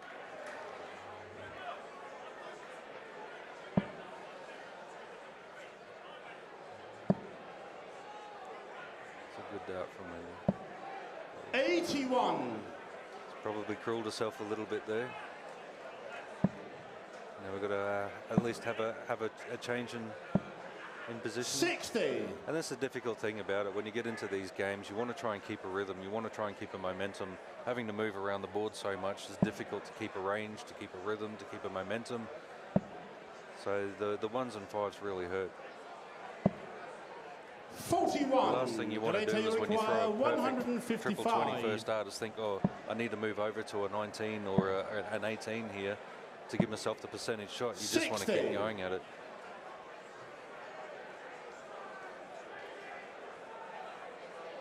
Could have gone down to the 19s with the last start.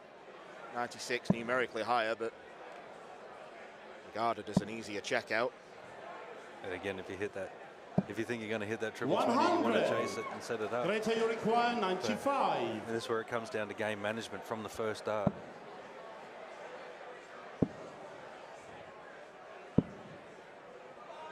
So 37. Tried to go safety first with the bullseye route. Didn't work out for Greta. And Wendy take the initiative. She's only going to get 1 dart.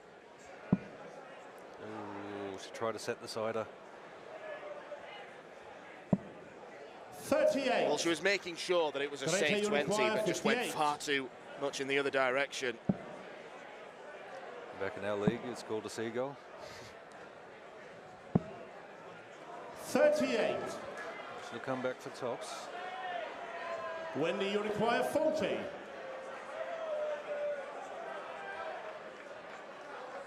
Big dart this.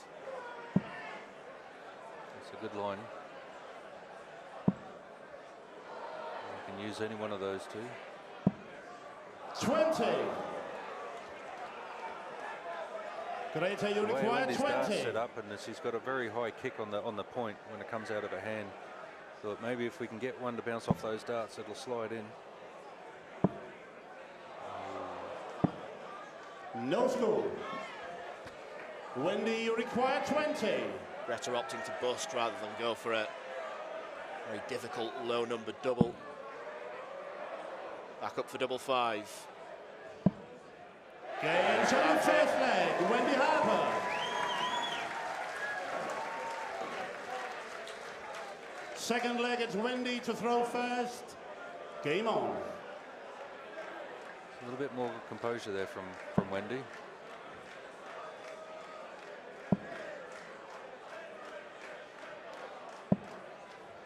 Nice straight darts off the bat.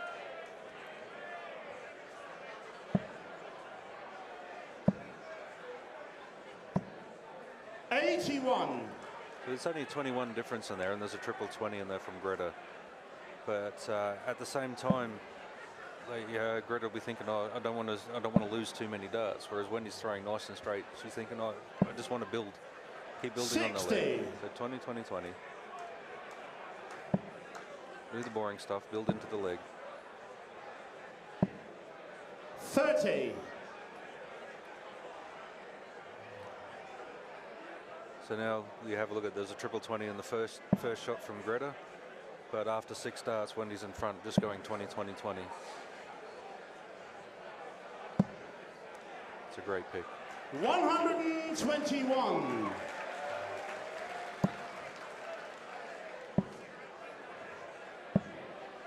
$55. Greta beginning to falter. The great thing that Wendy has got is experience of closing out matches. Spoke about the number of titles that she wins in New Zealand and Australia. 62. Got that experience of hitting match doubles. Yeah. And it doesn't matter what level you're playing at, it's invaluable to have that experience and know-how. 22. Absolutely. You don't want to get over a double and think, oh, I hope I can hit this. You want to get over the double knowing you can. So closing out matches and big matches, big tournaments as well is critical. Once you've got that experience, then you can take that experience anywhere in the world. 55. I feel the only difference here is that the tournaments that we play, even the biggest tournaments in Australia, there's only one that's played on stage. So which 45. Is the Australian Open. Apart from that, you don't play any finals on stage. When you I think require Geelong Darts Club now, 143. I'm not too sure how New Zealand go, but stage, completely different game.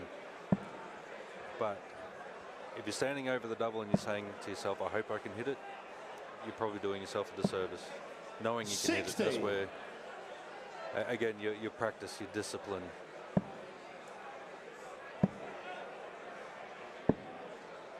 Fairway back in this one. Wendy, you require 83. I think Wendy will play the safe route if she doesn't take the triple, but got to be aggressive at this one. You can't think that you've got time in these ones. You've got to keep pressing the pace. She wants double 10 to go one away. 78. Well, she'd rather that have bounced out.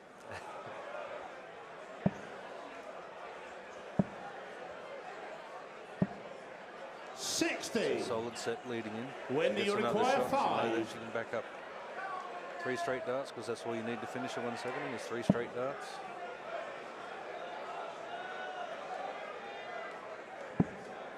Game showing the second leg. Wendy Harper. Well, she had a go at that 5 checkout earlier in the match. It didn't work for her. That's now 5 legs in a row for the Kiwi. And Greta has to change something quickly.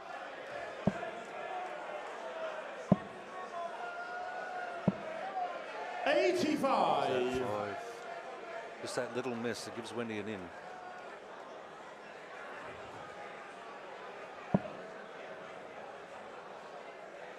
Wendy's coming down for 19s. 58.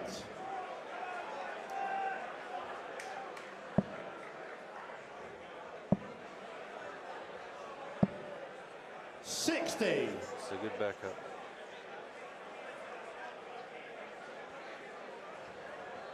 This is where we say that 5 hurts your games when you're building up. So 356, you can't finish this in 6 starts. When you're playing in the elite 45. level, you've got to be able to make sure that after your first 6 starts, you're in a position where you can at least get to attack a double after 6. It might be a big shot like a 170, but you want to make sure you're there or thereabouts. You always want to look at the ton 140 scenario. But regardless of where you are, you want to make sure that no matter what, you're there. You've got an opportunity within 6 starts if things go your way. You can always make your opposition think about where, what's happening, where they're going in the game. 41. Exploit any little bit of nerves you can.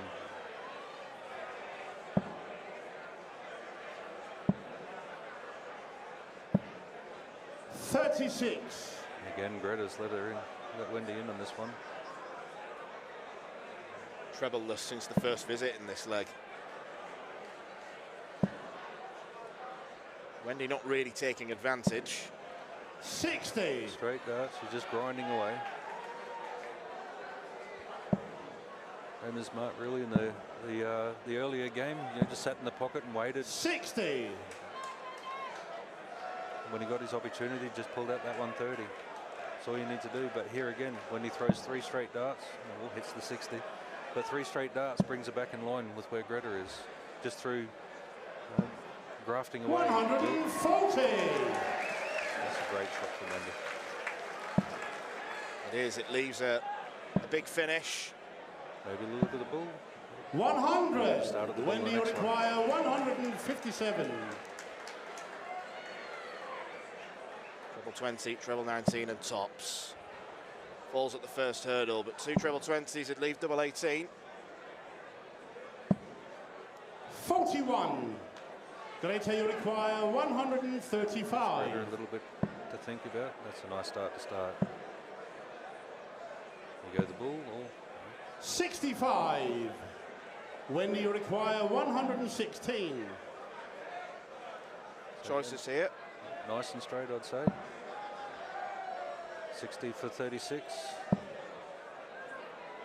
To win the match. The Sun Plus checkout. 80.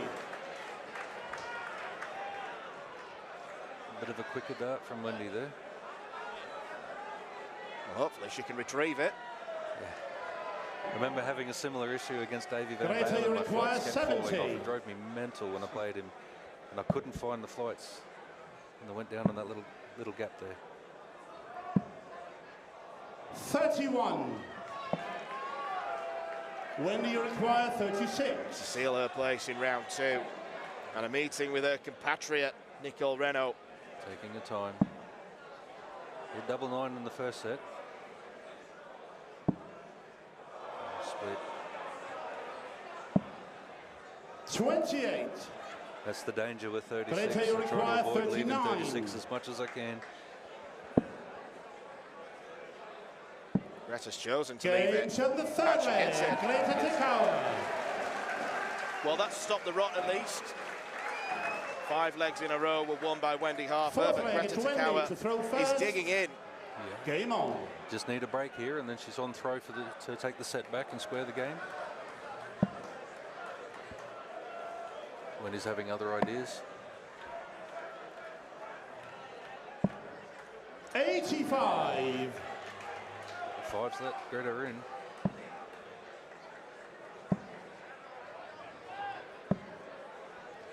$60. It's a good set.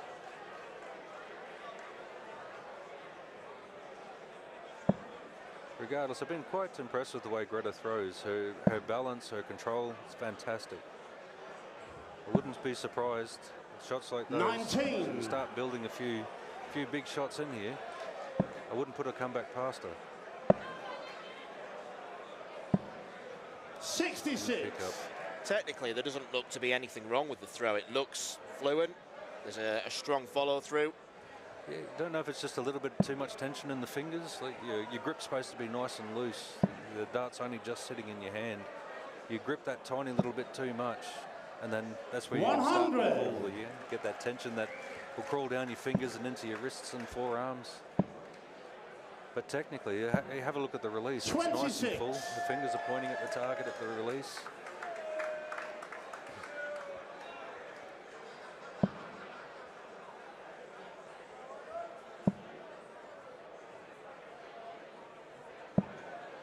It's a nice 60. set there. Straight darts, keeps her over 100 in front. So you're making Greta chase. And when you're 2-1 down, 1 set down, and 45. Wendy's throwing, or potentially going to be throwing for the match soon, it builds a lot of pressure on Greta. This is where your discipline needs to come, and this is where your practice will start to shine. Where are any of these pressure moments? 100. How's your default state? This is what you practice for. How's it all working? That's a great 100. When Wendy's you got 6 require darts here from 137. But Greta's on a good number. 10, 140, 180. It all leaves a good finish. 3-7 would have been a good way to end, but Wendy Harper 97. with a perfect setup shot. Greta can only put on some thinking music here. And that's a good shot. 100. When do you require 40? When you just got to make sure of the first dart, get a nice throw on it, be confident, push through the eye line. There's a switch. 20. Now Greta's done well Greta, to you earn her require shot here. 104. Still be done. Treble 20 would have left tops. 44. When do you require 20? Taking the time, getting composed.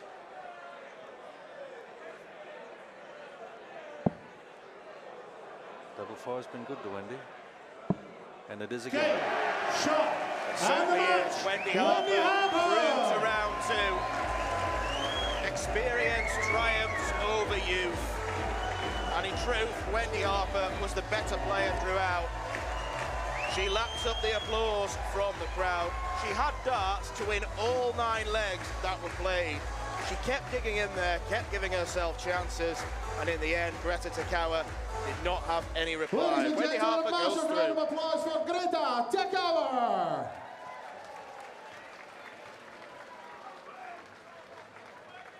And into the second round, New Zealand's Wendy Harper.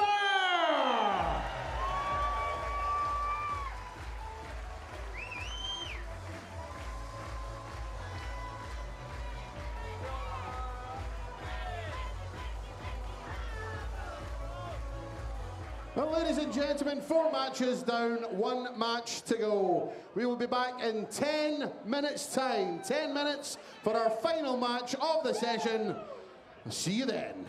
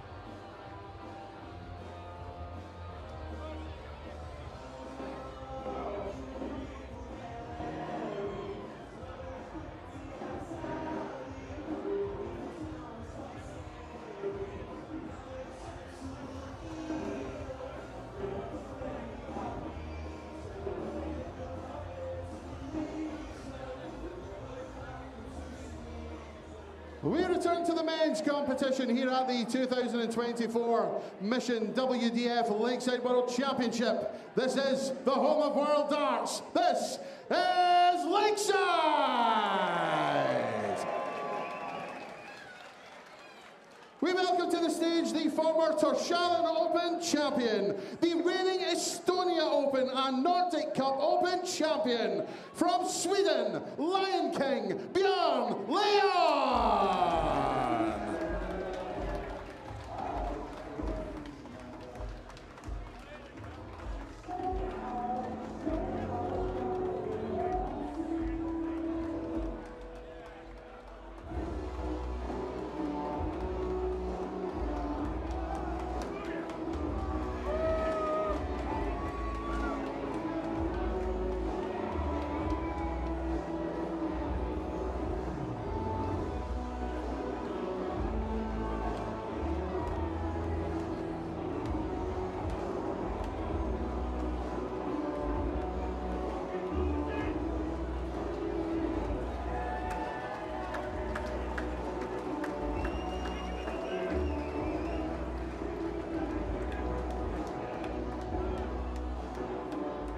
His opponent is a former Hungarian Masters and two-time Budapest Classic champion, the reigning two-time Budapest Masters champion from Hungary, Patrick Kovacs!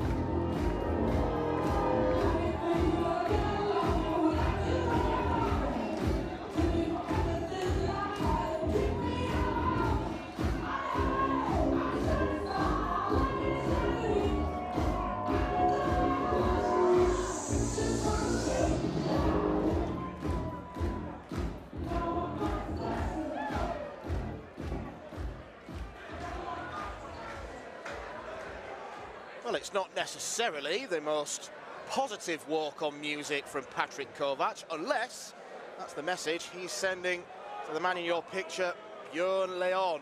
A Swede, nicknamed Lion King because Leon in Swedish translates to lion.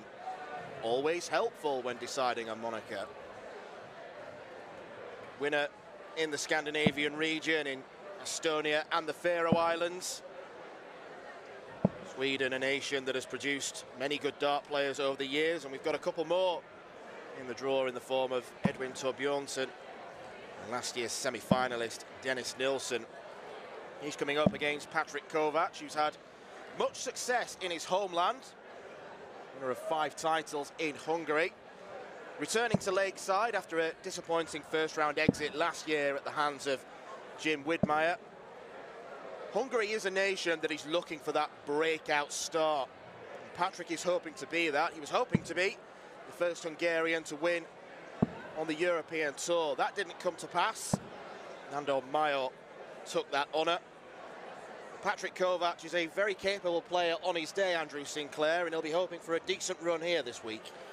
Yeah, absolutely. I think Patrick's been quite open about the fact he had some issues earlier this year, not maybe health-wise. He wasn't in the best shape and didn't necessarily feel Thank you, ladies and gentlemen. Best. First set, first leg. It's Björn to throw first. I think, as you say, if Game there is on. to be, of the current crop of senior players, if there is to be a breakout man, you expect that to be Kovacs. But his recent form hasn't been at quite the level we know he's capable of. Well, I did mention about all the tournaments that he's won in Hungary, and he had a great chance to show what he could do with the World Masters taking place in Hungary. Unfortunately, he exited at the group stage, which was a huge disappointment for a player of his ability. 42. Yeah, it just didn't quite work for him, and you know, the same was true for a number of the other Hungarian players, but it just didn't quite work for him that weekend, and I think he was particularly frustrated, but already knew that he was going to be here by virtue of being in the top 2 in the East Europe region, coming second to Benjamin Pratnamar, who obviously we'll see in the week. But yeah, he'll want to make amends for also how it went here last year against Jim, where he was in a convincing position a lot of the time in that game and just couldn't quite get over the line, and ultimately got punished by a resurgent Widmeyer. It was an 82 average that he threw against Widmeyer last year. 41. You know, Patrick has got more in the locker. He's a very methodical player, Patrick, both in terms of his throwing style. You'll have seen on the Euro Tour that he really slowed himself down in that game. Some people's chagrin, but he's also very much a thinking man's dart player. When I've spoken to him before, often been through a translator because he's not super confident in his English, but 100. you can tell he thinks very deeply about lots of things, and maybe sometimes overthinks a little bit when he's playing, particularly when he goes to those bigger tournaments, whether it's a Euro Tour, World Cup on a PDC side, or even WDF tournaments outside of Hungary, like in Romania. Well, this would be a terrific start. He went for treble 17, which in my mind indicates he would have gone for the bullseye. Otherwise, why not just stay up top and set up and leave maybe tops or double 16?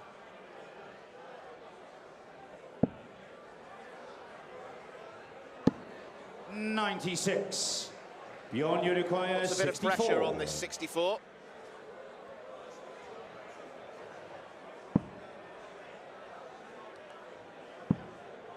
Double 16. Game shot in the It's a very fuss-free start for the Swede. Yeah, Bjorn's a very solid Second player. leg, it's Patrick not to throw particularly first. flashy, Game on. not always going to blow you away, but he's very capable. Won those 2 titles on the WDF Tour earlier this year, and in the tournaments in Latvia, the last ones in North Europe before the cut-off, he ended up running into Darius Labanauskas and gave Darius a real good game. So, you know, Bjorn is very capable, and I think my only concern with him was just playing here today and qualifying for Lakeside was a goal he set himself 2 years ago. That was why he went to the 60. Faroe Islands early 2023, won the title there, believed he could get there, was in a very close battle with Jan McIntosh from the Faroes to get here. Bjorn ended up getting that spot. This is a childhood dream realised for him that's taken on more significance because of how well Dennis did last year. My only concern was, how is he going to take to the occasion? Is he going to get overawed or put too much pressure on himself? But 100. so far, he's done what every good player should do, is just play your own game. And Bjorn's not the fastest, so probably works quite well with the fact Patrick is also on the slower side. 52. Yeah, I always imagine that players want to play others who are of a similar pace. If you're a slow player, you want another slow player. 180. Well, the childhood dream of hitting a 180 on the Lakeside stage has been realised, and it leaves that 161 conundrum again. 60. Bjorn, you require 161. Once again, doesn't need to go for the bullseye with Patrick not on a finish if he gets the chance. Not going to this time. Good look at the bull here. 56. That was the intention, to try and leave a 2-darter.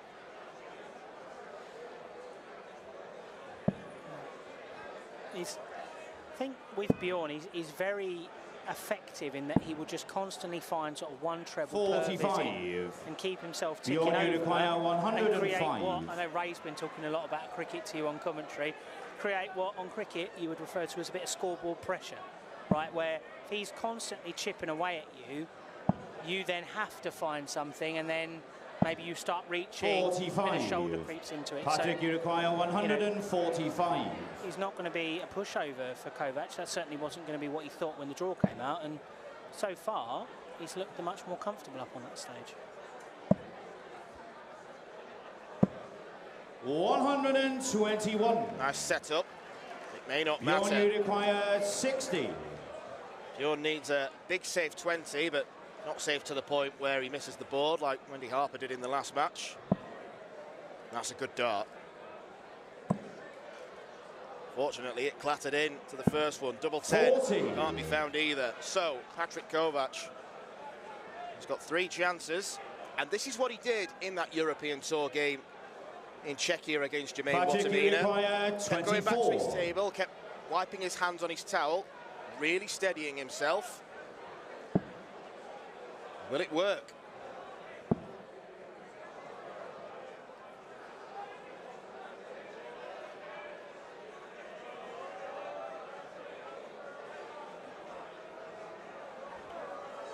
I don't know if he's feeling the chills. I mean, it's not cold in the arena.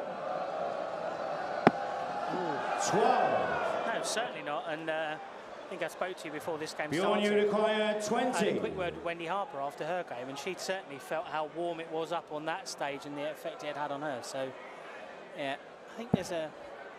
don't like to use the word gamesmanship, but there is an element of that in Patrick's game.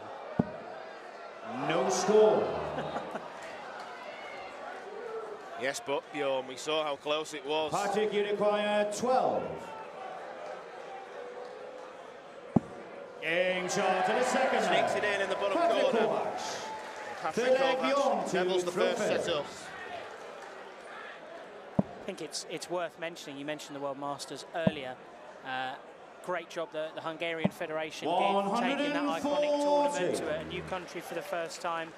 They had support from the Hungarian government to do that because of the work that Hungary do for youth players and all that kind of thing. So really great stuff from them earlier this year. Really great tournament for not just the Hungarian players, but 121. 300 men, 200 women.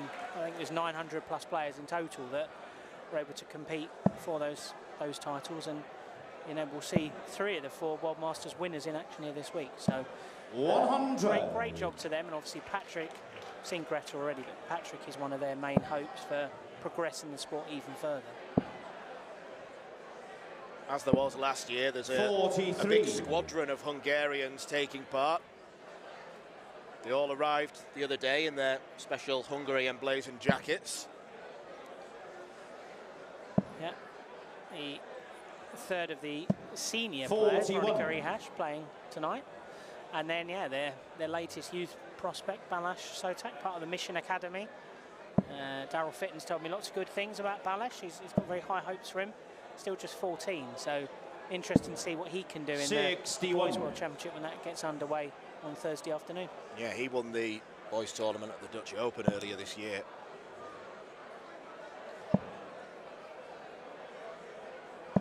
$100. Good leg from Bjorn. Steady and solid, as you alluded to, Andrew. Down to 120 after a dozen darts. Yeah, I think one thing about Bjorn, he's a big fan of his rock music, so it's a fairly Bjorn, you require 120 entrance for some of the stuff that I know he's quite into, but a bit of AC/DC, a bit of Metallica, that's very much Bjorn's bag. But yeah, slightly lower 78. tempo with the Saint Messer song that he came out to earlier. So.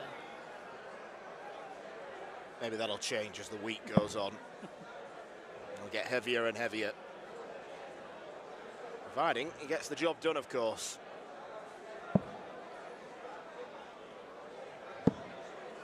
$44. Bjorn, you require 42. Patrick's struggling here. Bjorn's got at least 6 darts to tidy this up. Just in the single set.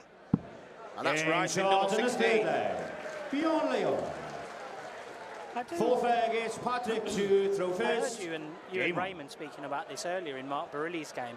I do wonder with Patrick whether he's got to the point where it's going to prove me wrong what I was about to say here, which is always good. 125. I do wonder whether where he has got noticeably slower, it's actually at the point of being somewhat of a hindrance to him sometimes. And if he ticked up the pace just a little bit, same with Barelli earlier, 62. he might find a little bit more fluidity from visit to visit. Yeah, he's not playing his natural game. And not doing that is going to give you problems because it means you're thinking. And you shouldn't overthink in darts. 140. It's like players who change the grip or change the darts throughout. Obviously, you know, the likes of Luke Littler and Peter Wright do that, but they're special elite talents in the sport. 43. Patrick just needs to get back to doing what he does best. He has made a brighter start in this leg, to be fair to him, and he does look 41. to be getting a little bit quicker than he was in those first few legs. But I think it's when he gets down to the finishes is when he's taken a lot of time. And again, I'm not sure that it's the right approach for him 81. in terms of playing to the best level that he's definitely capable of.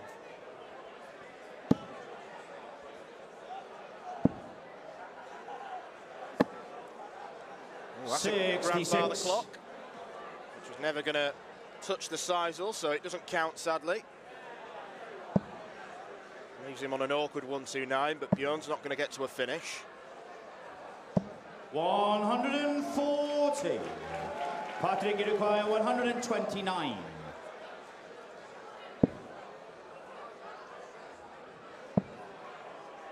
Is he going for it? Oh, he did. 98. Maybe questionable board management. Depends what Leon can get with this visit. He's going to leave it very handy indeed. 135. Lovely setup from Bjorn. And for Patrick now, a Patrick, potentially you awkward require 31. A case of you botched it, you fix it. Make sure you do, Patrick. Got to hit the big number. He's done that bit. Double 8. 4. 27. No poor darts. Bjorn, you require 40. Bjorn looking to win the first set. Now it's his turn to steady himself. Double 10. Game Well, he shot caused him and a the few first problems set. in the second Bjorn leg, but Leon. not this time. Second set, first leg Bjorn is Leon Patrick takes his to first ever trophies. Lakeside set. Game on.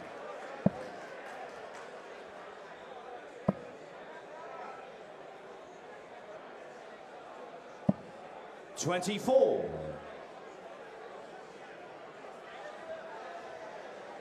The only concern I would have had for Bjorn coming into this game is his lack of recent match practice, because since he won the 100. Nordic Cup, that was back in May, he's only played WDF tournaments, have been in Latvia that weekend in October.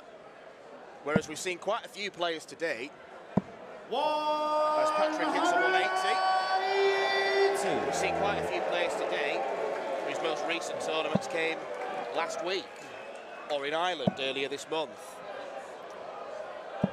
140. Yeah, I think Bjorn, he had a very dedicated approach of only playing the WDF tournaments in his region. And he actually didn't go to the World Masters this year. 60. And he went to an event with the ADC, and he's got himself a week at the Modus next year. So has been playing, but to be fair, I think there were only 10, 11 players in that field. So it's not going to be the competitive practice that you want. But as you say, he did go to Latvia at the back end of October, and he looked fairly sharp there.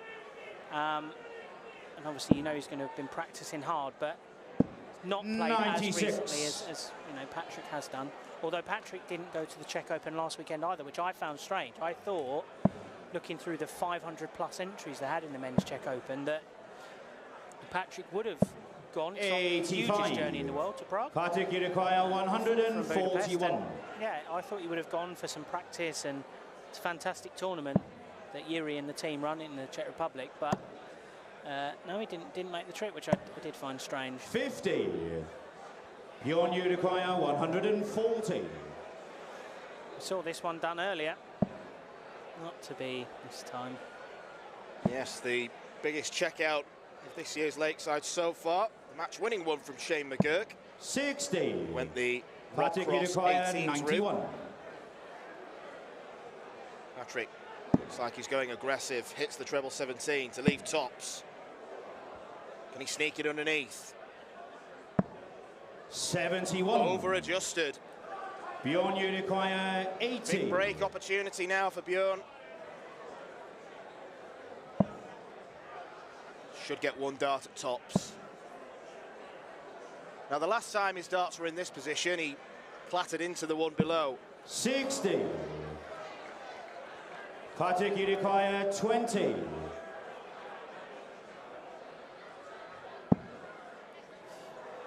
Great guide. Oh, that's made it awkward. Yeah, now I don't blame him for going back to the table, because I don't know what he's going to do there. Well, he's moved over to Stephen Bunting territory.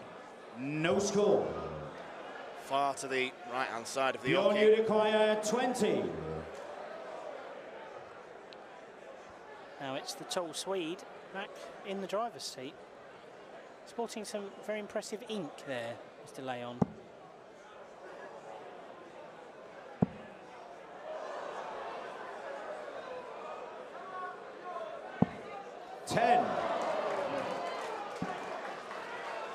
Double 10, not the friend of either player.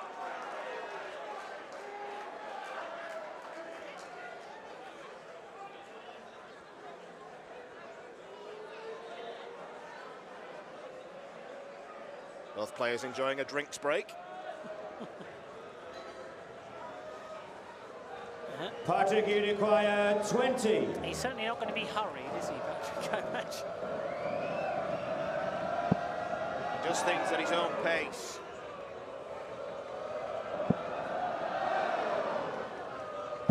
Game Just finally hitting double 10.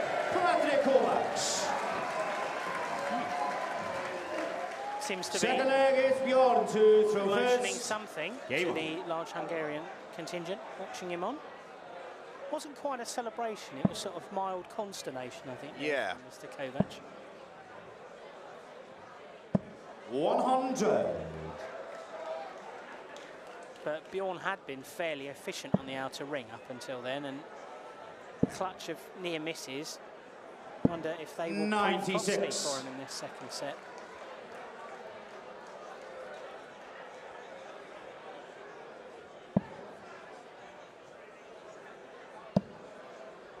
I mean, there is a real boom going on for Swedish 100. darts at the moment. A number of very talented young players coming through, like Anton Ostlund, Victor Tingstrom, but of course the Swedish players that are here, Bjorn, Edwin, Dennis, 98. Maud Jansen in the women's, but I mean at the Europe Cup this year they won the teams, the overall, Andreas Harrison and Johan Engström were in the pairs final as well.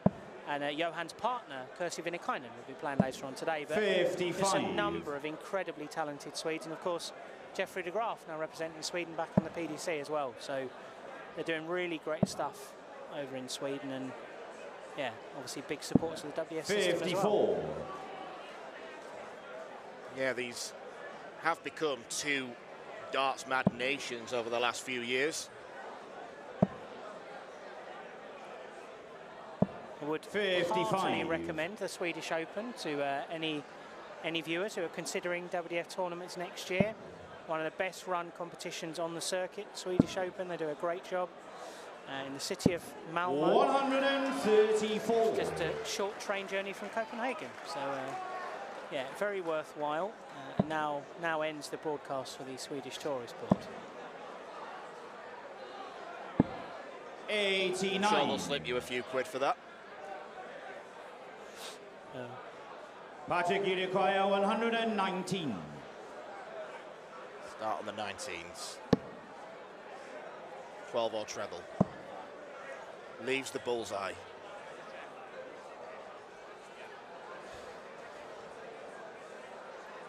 Composes himself. Can't hit it, 79. but it's not a bad lead. Bjorn, you require 102. Oh, that's killed off hopes of 102. Worst possible dart for Bjorn. 82. Single one would have been better because he'd Patrick, have you still had require 40. a chance of an outshot.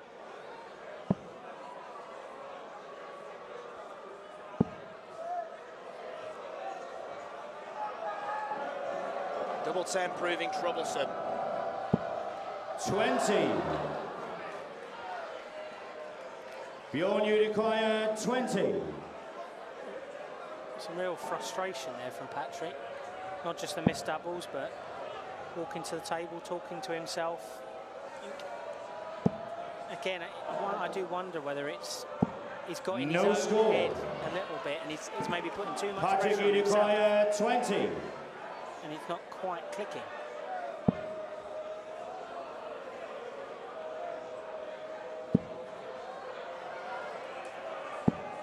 No score. Well, I don't know what double 10 has done to Bjorn, either you Patrick require Kovacs or 20. Bjorn Leon. It's almost got a magnetic force field around it.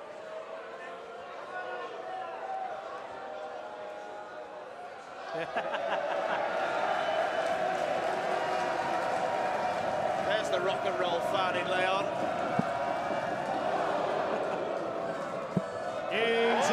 Crowd participation. Bjorn Leon. Third leg is Patrick to It's first. actually quite smart of Game him on. to do that, because now the crowd are naturally going to be on his side. Exactly. I mean, yeah, he's done a good job there. And I mean, we saw how much, you know, it affected the players in our final game 91. of yesterday evening. Carl Wilkinson absolutely loved the atmosphere, worked with it, but I think Jacob Taylor from Canada, I think it worked against him, because I think he was, of course, a lot of the crowd was supporting Carl, but 81. I think just generally he was a little bit unnerved by the raucousness and the noise. And yeah, Bjorn, clearly a love of loud music. And 96. yeah, clearly wants them behind him, and it worked a treat there with that double 5. Double 10, we can work on that. Both of them can work on that one. 100. Yeah, I think whoever advances, their practice sessions will be revolving around double 10. 56.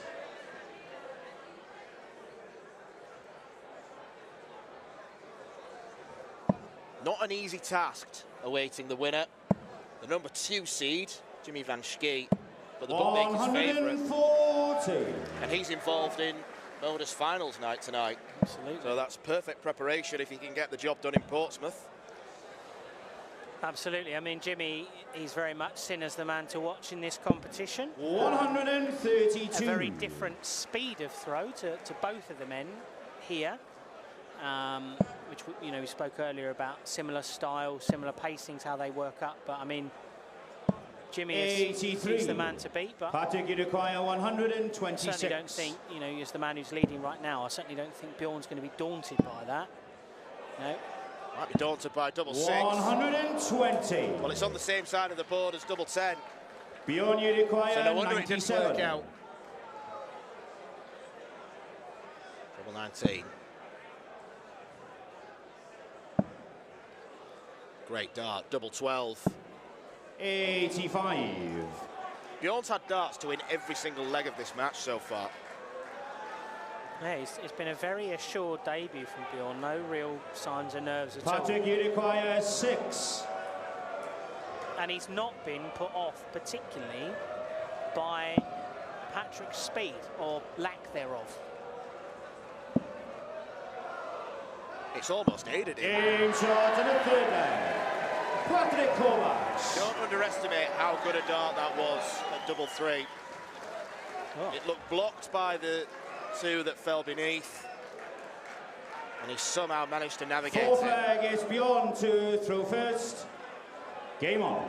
Seems rather fired up there, Mr. Kovacs. He went off to celebrate that double 3 and left his darts in the board. So, made a return journey, as we saw Carl Wilkinson do last night, rather entertainingly. 43. Yeah. I mean, who doesn't want a little bit more of the Wenger boys, to be fair? Maybe that was all part of the plan, just to treat the Lakeside crowd. It's one of the more entertaining walk-ons so far. And the crowd lapped it up. They loved Carl Wilkinson, and he loved them even more. He'll be back on Tuesday, Mr. Wilkinson, who's actually embarked today on a very long trek. Left here, early hours of the morning, to go down to Cornwall to play 100. county for Yorkshire tomorrow. And then him and the rest of the Yorkshire gang will be back here on Monday. And then he'll be ready to play on Tuesday afternoon. So You can't say the man's not committed to the game of darts. 140. Nice excuse to have a clear trip to Cornwall. Wonderful part of the world. Please say my second rugby team, the Cornish Pirates, got a win last night. Nothing to do with this, but, you know. When your first team went bankrupt, you have to give the other one a little plug when you can. So.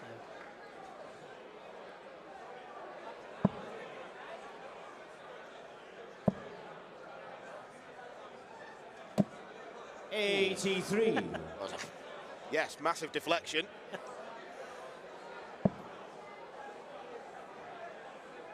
It's almost like the dart went round a chicane. 56.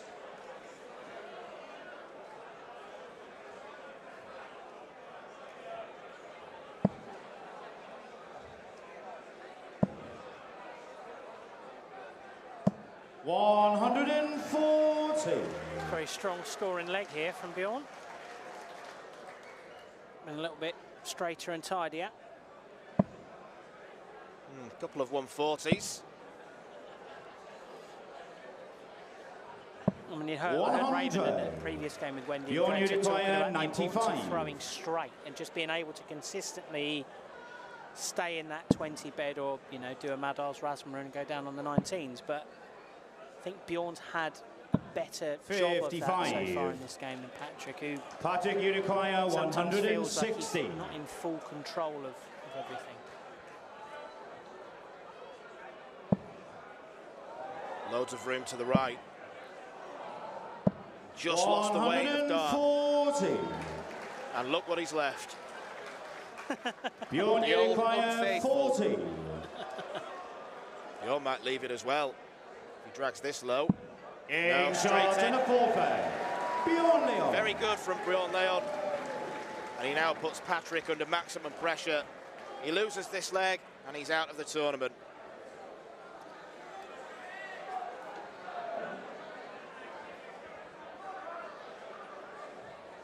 Fifth leg, it's Patrick to throw first. Game on. We've seen a couple of these last set deciders so far in this championships. Brian Raman, Cornet Groeneveld went all the way. 43. In our opening game yesterday evening, Cornet missing that one match start, and it was a similar story for Jordan Brooks earlier on this afternoon. Missed 2 match starts on 85 in the third set, and the katana to Matsuda put him to the sword. 3 legs on the bounce. And we'll see the Japanese player later in the week, who, to be fair, I'm just delighted he got through so I get to hear his walk-on again. 57. Are we talking about Japanese wrestling once more? We absolutely are, yes. And talking of wrestling, I think people are going to be absolutely delighted with Matt Edgar's shirt for this evening. I've had a little look and told good things as well. And yeah, he's hoping Edgar Mania is going to run 123 at Lakeside this evening.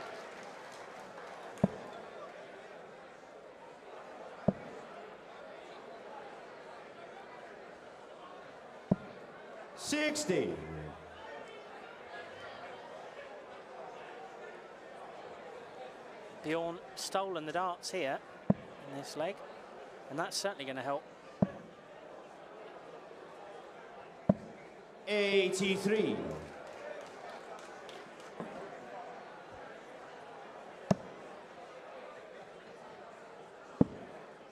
Has to start finding the trebles. 134. He's picked up 2 of them.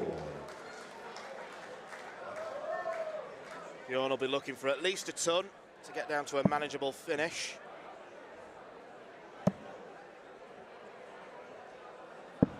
$82. He does get down to a finish. Not an easy one, but it'd be a very flashy way to finish. Bull ball double 16. That's unfortunate. I think it was going in as well. I think pretty much landed in exactly the same spot as the first one, and that was 77. Patrick's undoing, but a couple of lovely darts there from him. Bjorn, you require 132. To win in spectacular style. Well, there was 2. And there's another one. 60. And there's another 57. Not bad after all. Patrick, you require 130. Saw Matt Barelli take this one out on double 5. If Patrick wants to take it, he'll have to be on the ball. He won't take it at all. 60. Beyond you require 72. He's 2 points apart in the last round, and they're 2 points apart again. Tops for the match. Game. And on day 2, Bjorn Leon advances into round 2. Huge disappointment on the Lakeside stage, once again for Patrick Kovacs. But in truth, Leon deserved to win. He had darts to win every leg of that contest. Patrick Kovacs, far too profligate on the outer ring. Double 10 was real trouble for both players, but Leon had enough in his armour to seal the win and to book a tie in round 2 with Jimmy Van Schie. That's it for this afternoon session here at Lakeside, but we're coming back for more in a couple of hours' time, where Matt Edgar will kick off Ladies and gentlemen, a against fantastic match to finish off the session. Massive round of applause as he leaves the stage, Patrick Kovacs. And into the second round, Bjorn Leon.